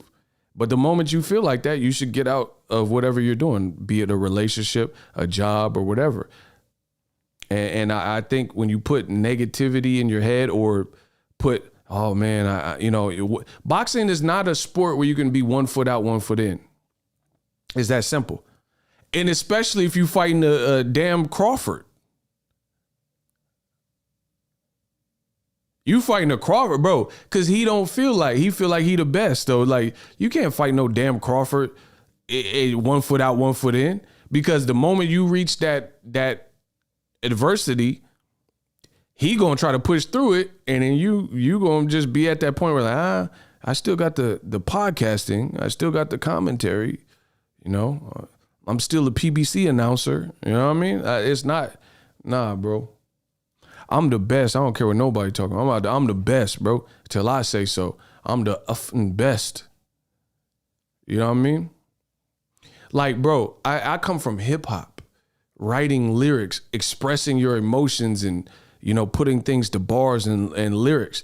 So imagine me feeling like I can't, like having writer's block and feeling like I can't rap no more or something. Then I'm done, bro. What's the point of, why am I going to write raps if I feel like I suck or I've reached everything? You know what I'm saying? Bro, I ain't never reached a level. There's always more to do. Shout out to my girl, Kenya B. She going to send $10 to the Zelle. Okay, Kenya, I see you, girl. Yeah, we got a Zelle. Listen, when they hate, donate. It's okay. Your analysis is on point as usual. Man, I'm a real person, so we talk about real things. People give, bro, y'all say I hate everyone. Kiss my ass. Next. Bro, Bud, again, props to him. He won. He's a beast. But the thing is, people are turning this into something like different. Like, to me, listen, the conversation is still the same conversation of Errol Spence versus Crawford. We still don't truly know who's the best, bro, until they fight. And people are trying to use, that's what I'm saying. The reason I have to address these things is because people are using this as a launch pad to suggest that Errol Spence, ain't on Crawford's level. But I don't see that. I can't see that, bro. They still got to fight for me to see who's the best, bro. You know what I mean? Because off of that performance, everything we know and how it ended out, I don't feel like that closed a chapter. Now, if Crawford went out there and blitzed Shawn Porter and Shawn Porter could do nothing with him, block Scorpion, then maybe you could say like, okay, Crawford, he's just on another level. He's on another level. But I thought, from what I've seen, Crawford was in a very intense and competitive fight until it wasn't competitive. You know what I mean? So I didn't, and then now we have to factor in, was Shawn Porter, based on what we know, was he still hungry like he was when he was fighting Kell Brook? Or was he content being a commentator and not training and all this stuff Kenny Porter is saying? And people are going to say, oh, you're making up excuses. I'm not making up excuses. This is what we know. This is what is being said. So for me to act oblivious to it, to uplift Crawford, that's not realistic. When why is Kenny Porter saying that, oh, Shawn wasn't listening to me? So he's just saying that? Shawn Porter, and then Shawn Porter said post-fight, he said he wanted to push me. Listen, block Scorpion, get him out of here.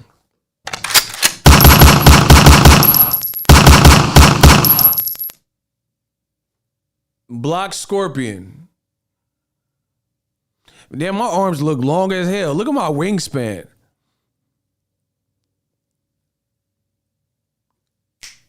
So I've learned. Is it just a lie? Bro, look at my wingspan. Look, that's how you know I'm the best in boxing. Is it just a lie? Woo!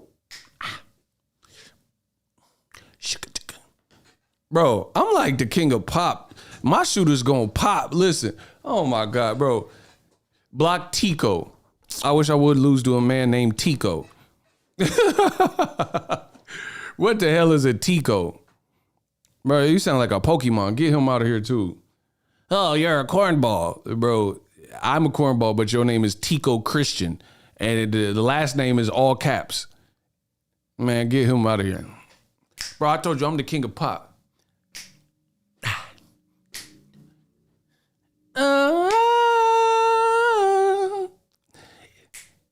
What about us? Bro, I'm the new king of pop. Bro, why my arms look so long? Stretch Armstrong. What are the children? What is Kenny Porter doing? Bro, let Michael commentate last night's fight. What is that? What about Kenny P? Why did he throw the towel? Is it just a dream? Bro, I love my job. What? Am I just a victim of? What about Crawford, but? Y'all tripping, bro. Somebody call me Beetlejuice? Oh, that's Kenya. Oh, Kenya wrong, bro. Listen, I can stream all day. Listen, we got 420 likes. Y'all some smokers. Y'all be like, yeah, we're going to leave the likes on 420. Bro, change the likes. Get the 420 as like, thank you. Bro, we had 420 likes. Y'all some damn smokers. Y'all be smoking it. I'm going to smoke a little bud and watch Bud Crawford. Did you forget your point? Block him! Get him out of here. I ain't forget nothing. We ain't forget to block you either. Am I just victim of the wood chain? Block him. Get Shawn of the Dead. You a zombie now. Oh my gosh. Listen, the kid ego, he get money, he gets the bread. Turn Shawn to a zombie. That's Shawn of the Dead. Bro, the kid with the golden voice is back. Bro, the kid with the most bars is back. I said, I gets the money, I gets the bread. Turn Shawn to a zombie. Now he Shawn of the Dead. Oh my God. The bars is back. I said the kid ego, he gets the money, he gets the bread. Block Shawn, turn him to zombie. He's Shawn of the Dead. Nah, it's over for y'all. Don't y'all ever interrupt me. I'm the man. I'm the man in this piece, huh? Yeah. Did you forget your point? Bro, listen, I always get back on track. Don't y'all worry about that. Bro, it's funny if people come to my channel to troll. You ain't gonna out-troll me. What y'all talking about? Listen, and the money gonna keep coming in. Oh my God. I'm forever paid. Shout out to Flea God. Did Terence Crawford look tired or hurt at any point in the fight? Yes. Bro, see, that's the thing, bro. Listen, let's put it to bed right now. Right? This right now. Let's put it to bed right now, cuz.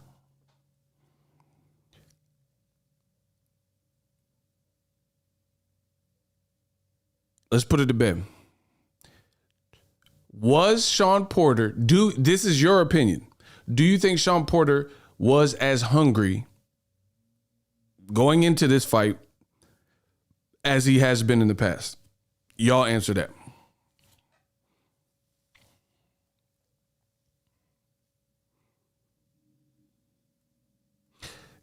Is this the same Shawn Porter that Errol Spence fought? Like in terms of mentality?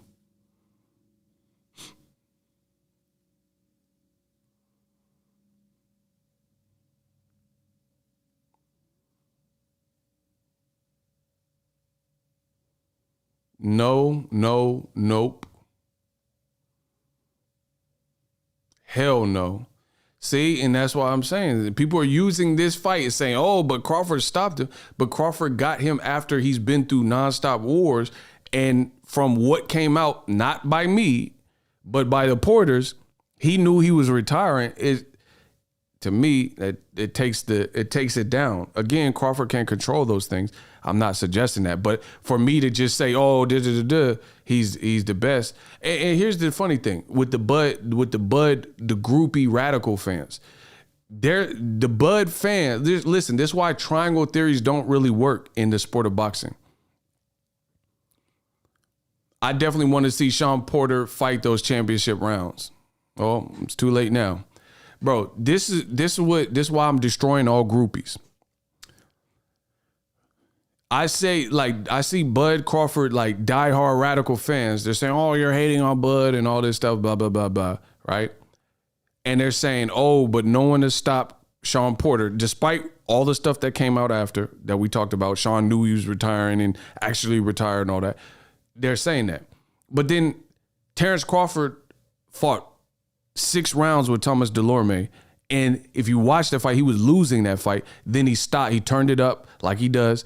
And he stopped Thomas Delorme. Jaron Boots Ennis destroyed Thomas Delorme in 1 round. That's why these triangle theories don't really add up, because Crawford fought Delorme years ago in a different division, and then Jaron Ennis just now got him. You can't just say, oh, that means so Jaron Ennis just automatically beats Crawford because he had a mutual opponent. You know what I'm saying? These triangle theories don't work like that, bro. I was saying this before the fight. He didn't seem that hungry. And then here's the thing. Here's the other conversation that needs to be had. Flea Guy said, I think he was scared, honestly. I don't know who was scared, but whatever. Here's the other thing. If we're to think that Shawn Porter knew he was checked out somewhat, or he knew if the going got tough that he has a fallback career, commentary, podcasting, and he's not fully tapped in the warrior way, you know what I'm saying? Like, oh, I'm a full-time fighter. He knew he wanted to end his career. You know what I'm saying? Are you going to go that extra mile when the going gets tough? Like Felicia said, Shawn's making money elsewhere. And I told you, boxing is a sport. It's a young man's game. You have to be passionate about boxing. You know what I mean? That's why guys like Floyd Mayweather and Pacquiao, they're anomalies, because somehow, some way, they were Pacquiao from the 90s and Mayweather from the 90s all the way to the 2000s. They're still on top of their craft, where people's window is a lot shorter, especially Floyd. Floyd did this at the highest level, stayed disciplined 20 plus years. That's an exception to the rule, because it's hard to do that. You know what I'm saying? And then, like, when you have too many different distractions, it usually don't end up good for you. Like, no disrespect to Bud Crawford, but Bud Crawford, I know he has a store in Omaha, but I don't think he has, like, he be playing Call of Duty and stuff on social media. So I don't think he's not a podcaster, or Top Rank didn't pull him in to do commentary. So boxing is still his bread and butter, to my knowledge. I'm not saying he don't have no NFTs or shares of companies or real estate. He probably does have some of that stuff. But what I'm saying is he don't have a podcasting. I've never heard no Crawford podcast. You know what I'm saying? I never heard him on Top Rank telecast next to Andre Ward and Tim Bradley doing commentary back, recurring, like a recurring role. So again, when you start implementing these different distractions and things like that, that's usually not good. You know what I'm saying? Like, even the Jake Pauls and Logan Paul, I'm pretty sure they probably don't even do as many YouTube videos as they probably did before they started getting into their boxing, or when they have a fight. You know what I'm saying? It's very hard to balance that, because you're basically YouTube, at that level, Jake Paul, Logan Paul, you're basically running a reality show and then supposed to be training for a fight. These are hard things to do. You know what I mean? And it's funny that we're in a level of boxing where the boxers want to be YouTubers and the YouTubers want to be boxers. Ain't that funny? Like J-Lo said, ain't that funny?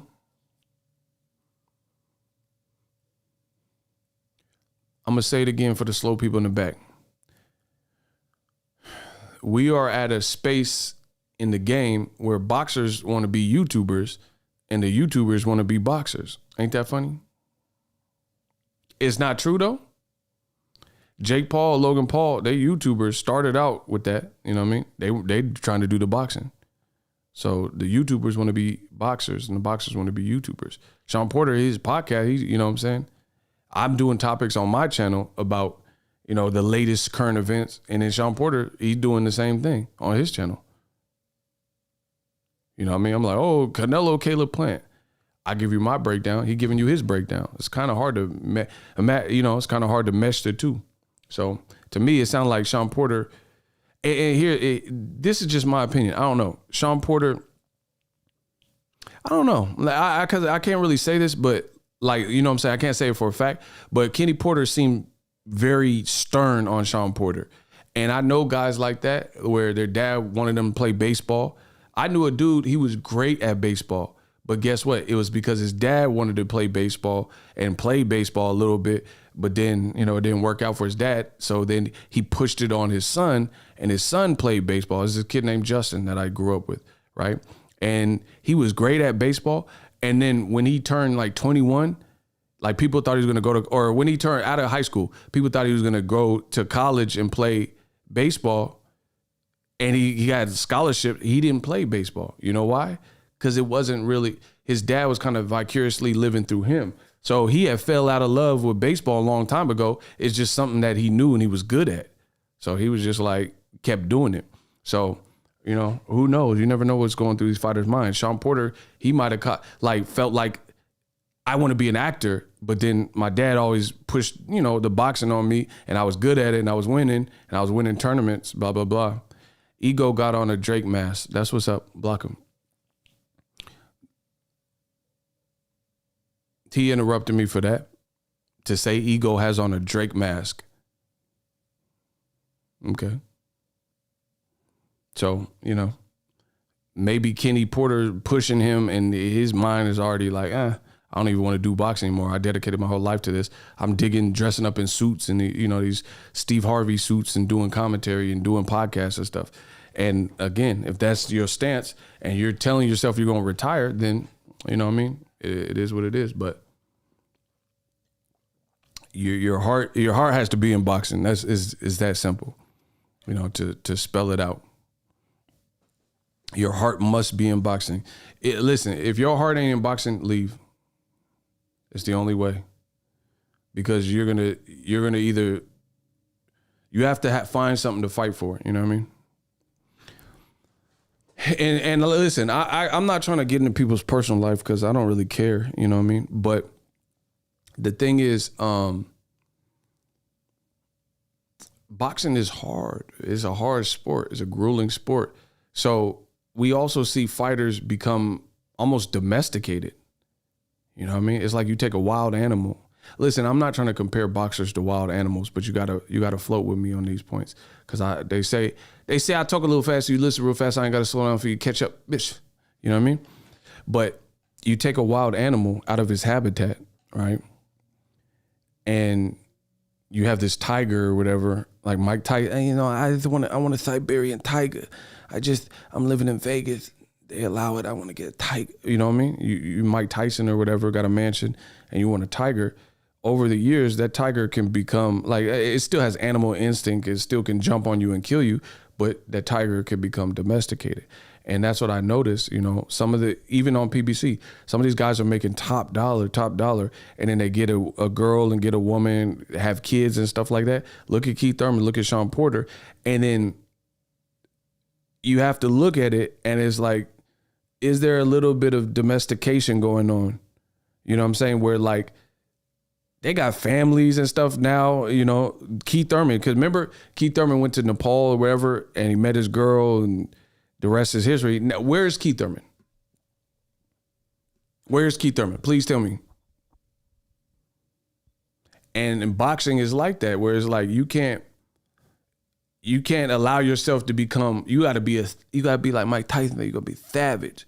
you can't become domesticated because there's someone who's out here who's not domesticated and who's not trying to take your head off. So, you know what I mean? You got to always find a way to keep that hunger. Keith Thurman, he's another example. Like Keith Thurman was calling out Floyd. He's like, he was calling out Paulie Malice. You better not duck me, Thun. You better not. He was screaming on Paulie. Now you don't even really see Keith Thurman at the fights like that. He got a kid now. He got a woman now. Same thing with Shawn Porter. Shawn Porter got kids now. He got a woman now. He's doing the podcast. You have to keep that edge. Versus Terence Crawford, he got a bunch of kids, I believe, and he has a girl, but that's been his situation for a long time. So, you know what I mean? He's been had kids and been had a family and been raising his boys and blah, blah, blah, blah. You know what I mean? So and certain people are cut different, you know what I mean? Crawford still, boxing is his bread and butter to my knowledge. So he's still in the kill mode, you know what I'm saying? He's still got that fire going, but you can't let that fire extinguish. I think Shawn Porter just wants to entertain, period. Facts. Shout out to Dante. Yeah, that's what I'm saying. Keith Thurman, is he like really hungry right now? I mean, I don't know. Where's he been? He could have went to this fight. He didn't. But let me address this too. How long have I been on? I know I've been cooking. All right, I got a little bit more right now. Here's the thing. A lot of people on Twitter, boxing Twitter is, just don't go there if you don't have to. You just don't want to be there. But I've seen people on boxing Twitter saying Spence left the fight because he was afraid. That's why he walked out. Bro, that's the corniest take I've ever heard. Or one of them. Bro, if you believe that Errol Spence went to the Shawn Porter and Terence Crawford fight and got out of his seat and left because he was somehow afraid because Crawford got a stoppage, bro, that's corny, bro. Straight like that. And I'm a fan of both. I'm a fan of Bud. I'm a fan of Spence. I've went to both their fights. You know what I mean? But that's corny, bro. That's corny. First of all, like Joshua. Anthony Joshua, notice he never went to Wilder Fury fights at all. So if you're afraid, if you're truly afraid of somebody, right? Why would you even go to the fight? Why wouldn't you just do like Joshua in the Wilder Fury fight? You don't want confrontation. You don't even put yourself in that mix. You don't even put yourself in that mix. Like what part of, that's what I'm saying. Y'all can believe whatever you want, but to me, that just sounds corny, bro. That's that boxing Twitter stuff, bro.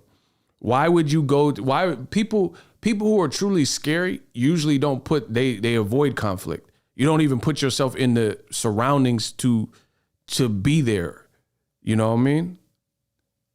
So why would he leave? I think he left because he looked at how it ended and it was kind of bizarre that it was Kenny who stopped it versus the ref or a doctor or, you know, whatever the case may be. Or Shawn Porter said, no mas. And then it became about Kenny Porter. And I think because he looked at it, the replay, and he was like, man, what was that? It looked to me, I can't speak for Errol, but it looked to me like he was just like, man, what was that? Man, I'm out of here. I wasted my time. That's what it looked like to me. It didn't look like he was like, oh, I'm shaking in my boots because Crawford got a stoppage. And then to further that notion, I'm being 1,000% honest. Crawford in this fight did not look unbeatable. His finishing spirit, A1.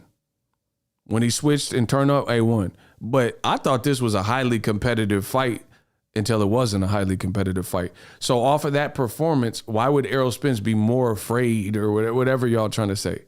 You see what I'm saying? Like that's not the, if Shawn Porter got decimated in the first round or second round, if anything, wouldn't that be like a send shock waves through the division? But come on, bro. Y'all saying Errol Spence, oh, Errol, yeah, he left because he was afraid. Bro, and it's a bunch of square people that never been in confrontation, never had any type of semblance of a fight. And they be like, oh, yeah, he left because he was afraid. Bro, you just wouldn't show up. He didn't have to go to the fight. So it's just weird logic, bro. he don't have to look unbeatable. Block him. Go start you a YouTube channel. Get off my dick. Next, who else? Block Ernest. Go work Ernest somewhere else. Ernest scared stupid. Get him out of here. Deuces. He got to go. Get him out of here. King Corleone. Block him.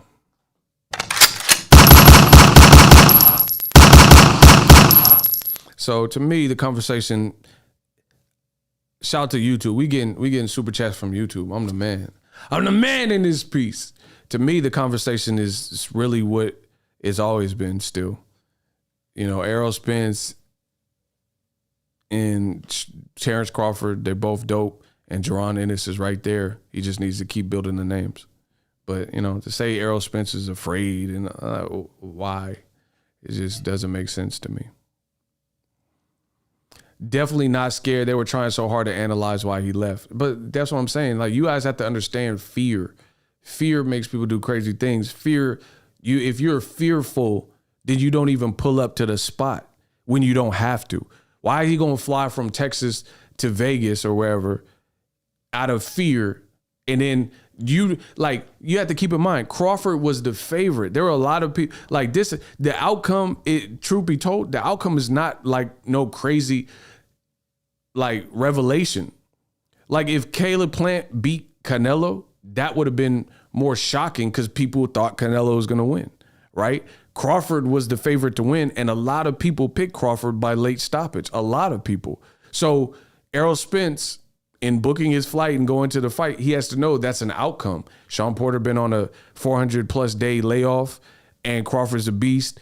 You know, it's a top ranked card, so they're probably not going to do Porter any extra favors, you know, with the judging and stuff like that. So, I mean, you know that going into it. So people are reaching, trying to say that Errol Spence was afraid, so that's why he left. I mean, that's just corny, bro.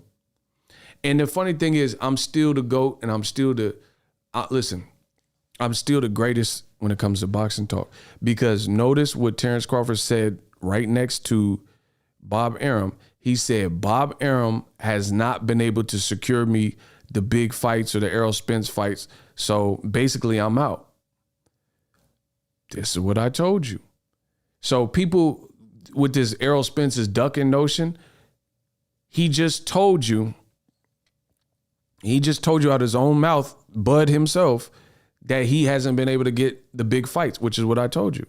So all that Errol Spence ducking is dead based on the fact that he's telling his own promoter whilst next to him that his promoter, like I've said from day one, hasn't been able to get him his fights. We got to listen. In boxing, I'm the future, the past, and the present. We got to start associating blame with where the blame really belongs. Kenichi Bear, my guy. Why would EJ be afraid by the fight happening like everyone said it would happen? Facts. That's what I said. The stoppage had everyone confused, even EJ. Facts. Make sure y'all get the Hibernation 5s, link in the description. Y'all need some headphones for the holidays? Holla. The link is in the description. Let's go. We working. So all that Errol Spence is ducking looks crazy when Bud is telling his own promoter next to him, he ain't been able to get me the fights. So I'm off to greener pastures, basically. So I thought Errol Spence was ducking. So now we can place blame where it belongs with Bud Crawford and Bud Crawford's team. You didn't get the fights because who you were in line with or who you were in concert with, and you ain't been able to get the fights that you wanted. And then now the recent fights you're getting are people at the back half of their career. Amir Khan, Kell Brook, and now we find out Shawn Porter because he told you he had intentions of retiring no matter what the outcome is. So this is not to hate on Bud, but the reality is this: you can't look at, bro, you can't beat Errol Spence beat Kell Brook in 2017. Errol Spence beat in 2019, let's say, Shawn Porter, right? Bud fights all these guys and Amir Khan after Danny Garcia had already beat him, and Errol Spence destroyed Danny Garcia off an accident. We can't now say like, oh, Crawford, who was in a very competitive fight up until the 10th round, now all of a sudden he beats Errol Spence no matter what. That doesn't even make sense, bro. That doesn't even make sense because realistically, Terence Crawford is still in Errol Spence's shadow. Errol Spence still got more belts. Errol Spence will likely get the Ugas fight, so he'll get a third belt if he can beat Ugas, and that's a bet. Ugas is not talking about retiring, right? These are the facts. So, and Terence Crawford, his most recent performances, especially his pay-per-view performances, are all PBC leftovers. That's the reality. Danny Garcia destroyed Amir Khan, dropped him 3-4 times or whatever. And then Canelo decimated Amir Khan. And then he had a struggle fight with Samuel Vargas. And then that's when Bud got him. You know, Bud just knocked out and destroyed, even though people were questioning the stoppage or whatever, Porter, who's telling you he was retiring no matter what. So I can't just say, oh yeah, that he's he destroyed Errol Spence, because Shawn Porter wasn't as deep into his podcasting career. Well, okay, put it this way. Here's a question. This is a fun fact. Was Shawn Porter, did he have a podcast when he fought Errol Spence Jr.? Somebody look this up. Was his podcast established, up and running before the Errol Spence fight? When did he start that?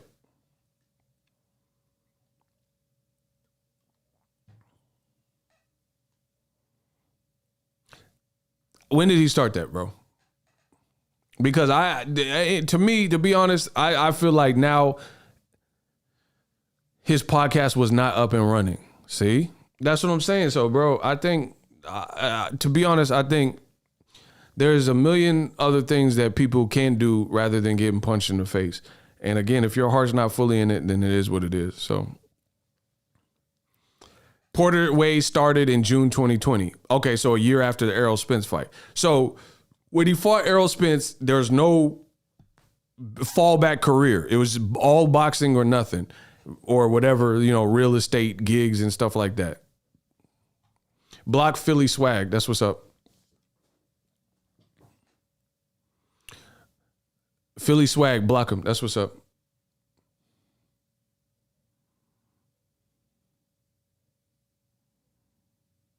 Shooter, get rid of him.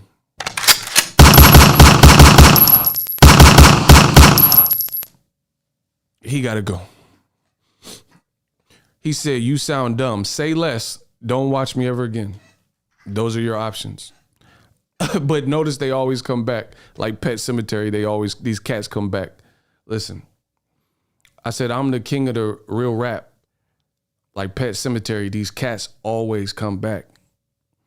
They always come back. My Sura just be blocking them, and they still come back because they know I'm the best in the business. See, look, Porter was already halfway checked out of boxing. He's doing well as a commentator, boxing analyst, plus his podcast is pretty successful. See, that's what I'm saying. So, at the end of the day, it is what it is. Crawford can't control that. 30 people block. Man, we going for 31. I dare one of y'all say something smart. We setting records over here. We gonna block all y'all, some of them bitches. You know what I mean? So it is what it is, bro. But Crawford, the conversation is still the same. Errol Spence, Terence Crawford, they're both beasts.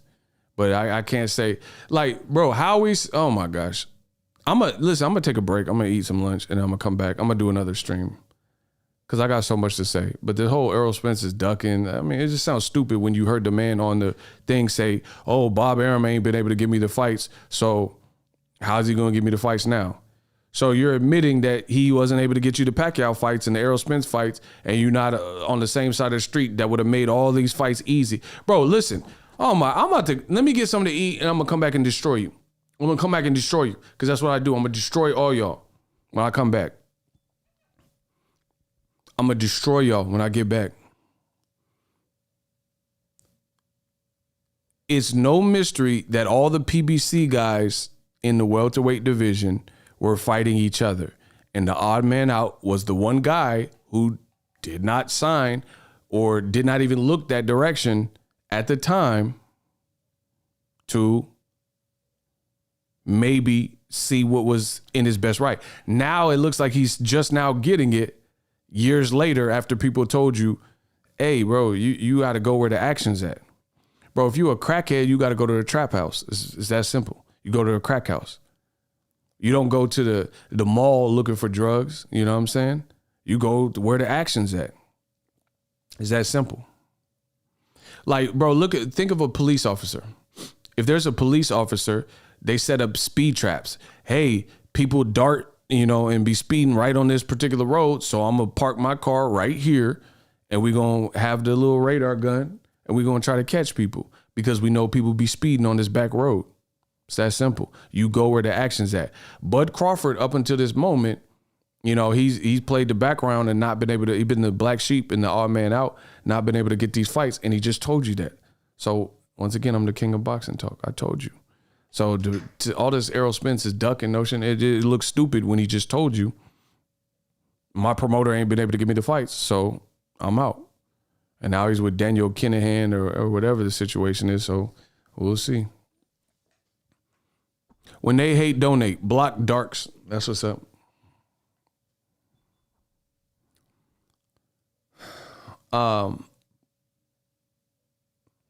And then, bro, let me tell you this. Here's the other thing that's crazy. You said the worst boxing YouTuber, but you here on my day. Ain't that something? About whether and I will sit. Now, the Spence fight would do people in a Spence fight consider the dollars and maybe. Listen. Terence, necessity of being able to make these fights, make unified title fights to sign a deal going forward. I don't think it's a unified title. Terence, like everybody other fighter, looks at the green, the dollars, and maybe a Josh Taylor fight is more lucrative than a Spence fight, considering that if the fight was in the UK, we would absolutely put 70,000 people. Bro, I'm done. So that was Bob Arum, and he just said, Josh, listen, Terence Crawford is just now waking up and smelling the Folgers crystals. You're with a promoter who just said in a public domain that you fighting Josh Taylor in the UK is a bigger fight than Spence. But then people are saying Errol Spence is ducking. Listen, this is how foolish the world of boxing is. That's why I'm the voice of reason in this boxing game. I'm the greatest ever. You got boxing Twitter and, boxing fans saying, oh, Errol's ducking because they have this anti-black fighter, anti-PBC agenda, blah, blah, blah, blah. But Bob Arum just told you after Crawford knocked out Shawn Porter that Crawford fighting Taylor in the UK is bigger than him fighting Spence. Come on, bro. And you think that this has something to do with Errol Spence and Al Heyman, not getting Crawford the lucrative fights. Bro, how many people watched Josh Taylor versus Ramirez, bro? Like, you know what I'm saying? I'm talking about not just diehard boxing fans. I'm talking about worldwide. Was Josh Taylor and Ramirez, was that a big fight to you? Like bigger than Canelo Plant, Wilder Fury, Gervonta Davis fights?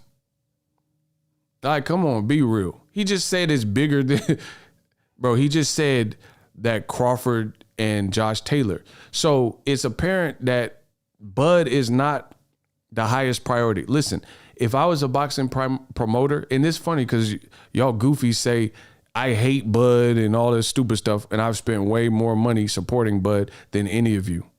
I've been to Omaha. A lot of y'all ain't been to Omaha, especially for coverage on a successful channel, to give all the exposure. But here's the thing. Bud's his own worst enemy with the decision making that he's made. It's that simple. Because you can't be racing for greatness and legacy, but then your team and your people aren't steering you in that direction as well. You know, it's almost counterintuitive. You're trying to fight the big fights that'll get you the respect. You've mentioned names like Keith Thurman, Errol Spence, blah, blah, blah. And your promoter or old promoter, whatever, is telling you that you should fight Josh Taylor in the UK. And another reason, bro, just to be fair and be honest, I believe it was Floyd Mayweather. He had an interview and he said Top Rank will make sure you leave with a loss. Look at it.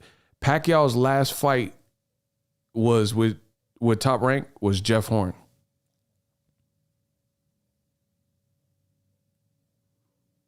Notice any patterns?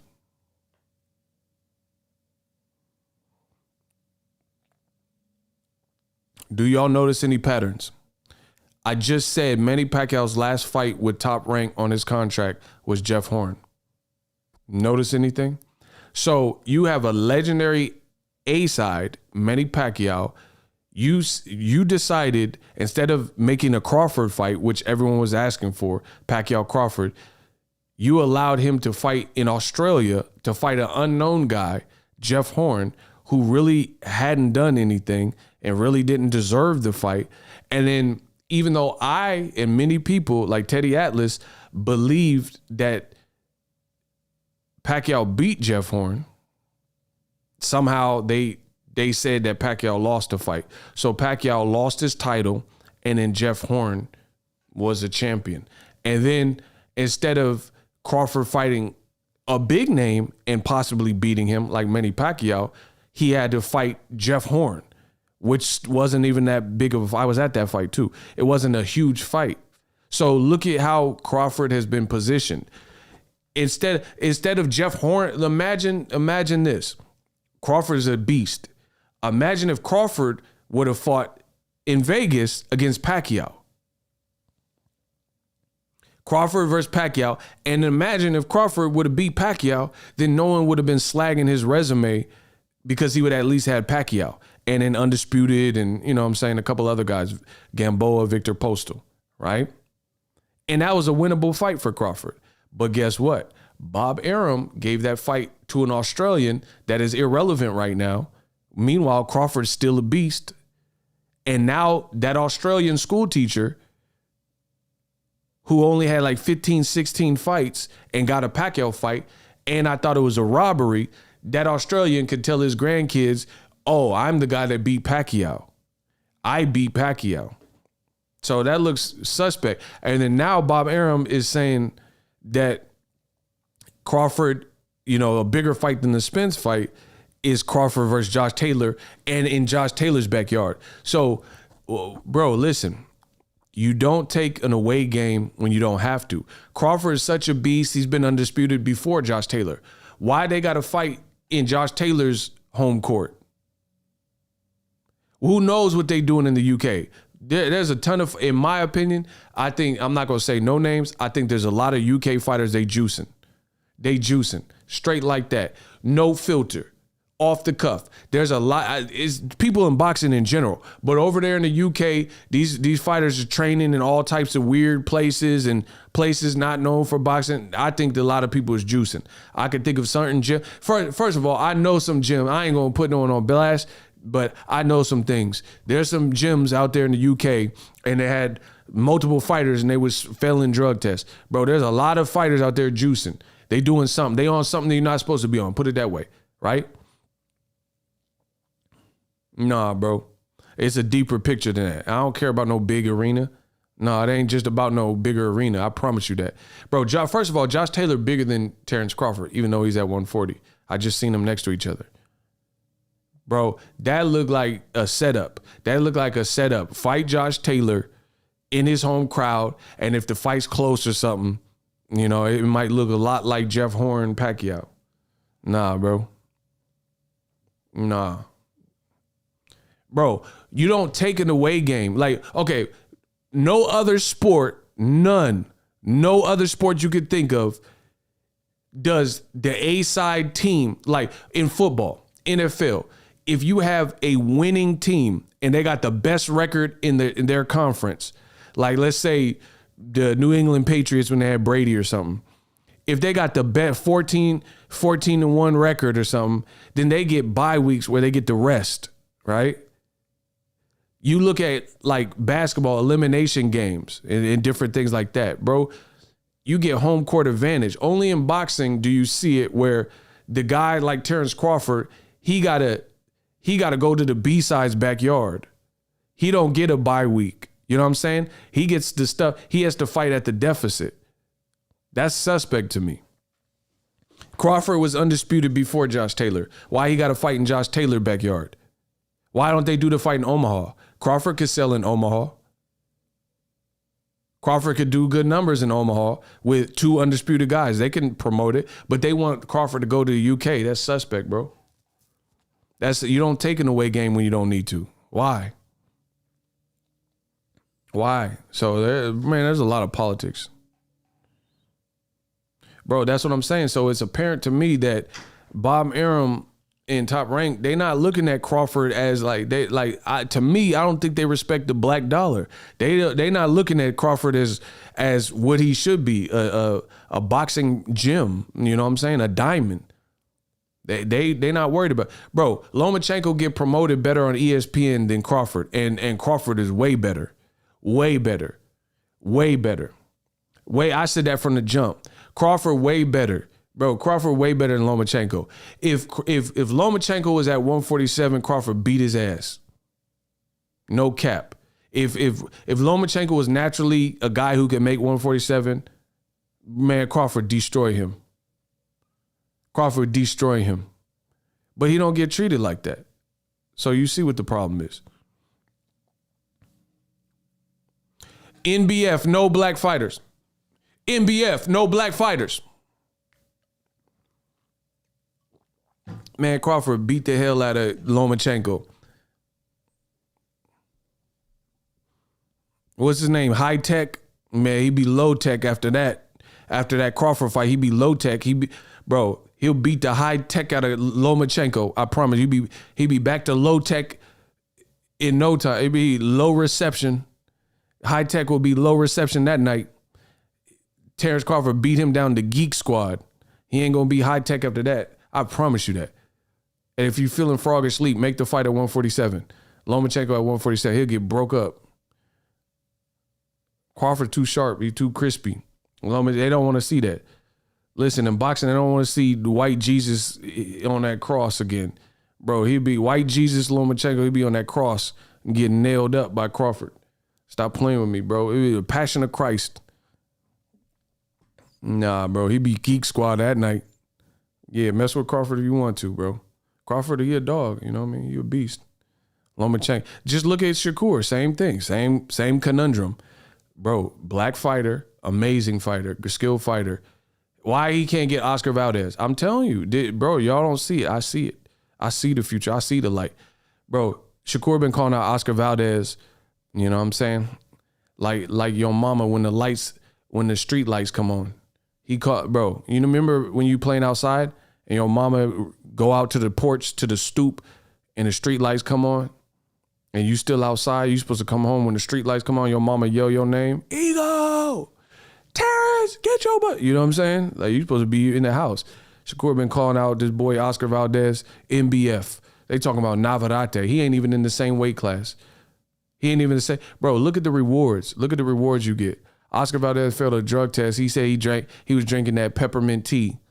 He was drinking Snapple tea or whatever, Lipton tea. Shakur, let an Olympian, American black Olympian, fight Oscar Valdez. They both Olympians. You want Navarrete to get the fight. So y'all, it's a deeper thing. Y'all talking about, Errol Spence is ducking, bro. That's why you think Errol Spence keeps saying blame Bob and all that. And listen, I know I'm right and I know I'm the king. That's why I'll be the greatest forever. Errol Spence got the Pacquiao fight. He said hashtag blame Bob.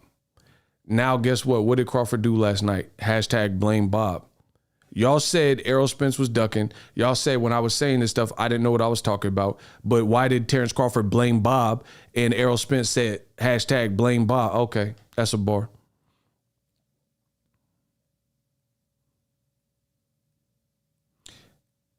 Cameron Duncan told you, NBF. Navarrete can fight, block him. Now, I don't got nothing to do with what I'm saying. I don't give if he can fight or not. He don't deserve it. He don't deserve it more than Shakur. I don't want to watch no Navarrete. Let him, bro, listen, this was backwards with boxing. I'm the realest in the game. I'm the best in the game. There ain't nobody better. There ain't going to be nobody better. I'm the best in the business. Listen, this is what's wrong with boxing. People, oh, Terence Crawford, Errol Spence, But guess what? Y'all not saying that for Shakur Stevenson, Oscar Valdez. Why has Shakur got to fight Miguel Berchelt, who got decimated by Oscar Valdez, but Shakur can't fight Oscar Valdez? Shouldn't you crisscross, flip-flop, crisscross? Miguel Berchelt versus Navarrete, and then Shakur Stevenson versus Oscar Valdez, and then the winners meet? That makes more sense to me.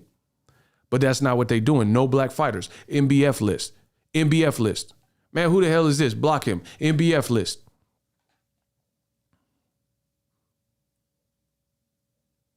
The proof is in the pudding. Like Cosby said, I would like to put the pudding with the Crawford and the Bud and the pudding. Bro, I said, like Bill Cosby say, the proof is in the pudding. You cannot have a Bud Crawford and the pudding and not mixed with the Shakur and the Valdez with the Navarrete. Bro, there ain't nobody trying to see that with Navarrete, bro. Bro. I'm gonna make the game of boxing respect the black dollar. I'm gonna make y'all respect it. I'm gonna make you call me pretty. Y'all don't respect the black dollar, and then you got a guy like Gervonta Davis who's doing these crazy live gates and he's lit, and people don't want to respect the black dollar. I'm gonna make you respect it. I'm gonna make you, because it's alive and well. I'm gonna make you respect it. I'm gonna make y'all call me pretty. But he don't just lose his black fighter. He lost all his fighters, bro. De La Hoya, he ain't black. Cotto, I am Miguel Cotto, I believe. Bro, Miguel Cotto left. Julio Cesar Chavez Jr. left. Andy Ruiz left. Bro, they all left. It's just the reality of it. NBF list. That's what Crawford's biggest issue is. Bro, if your promoter ain't gonna prioritize you getting the best fights, then you cooked. Because they can make sure that never happened, and you never gonna get the meaningful fights. You know what I'm saying? That's the reality of it. Anyway, I'm about to get something to eat. Holla at me. I'll be back with some more heat. Holla.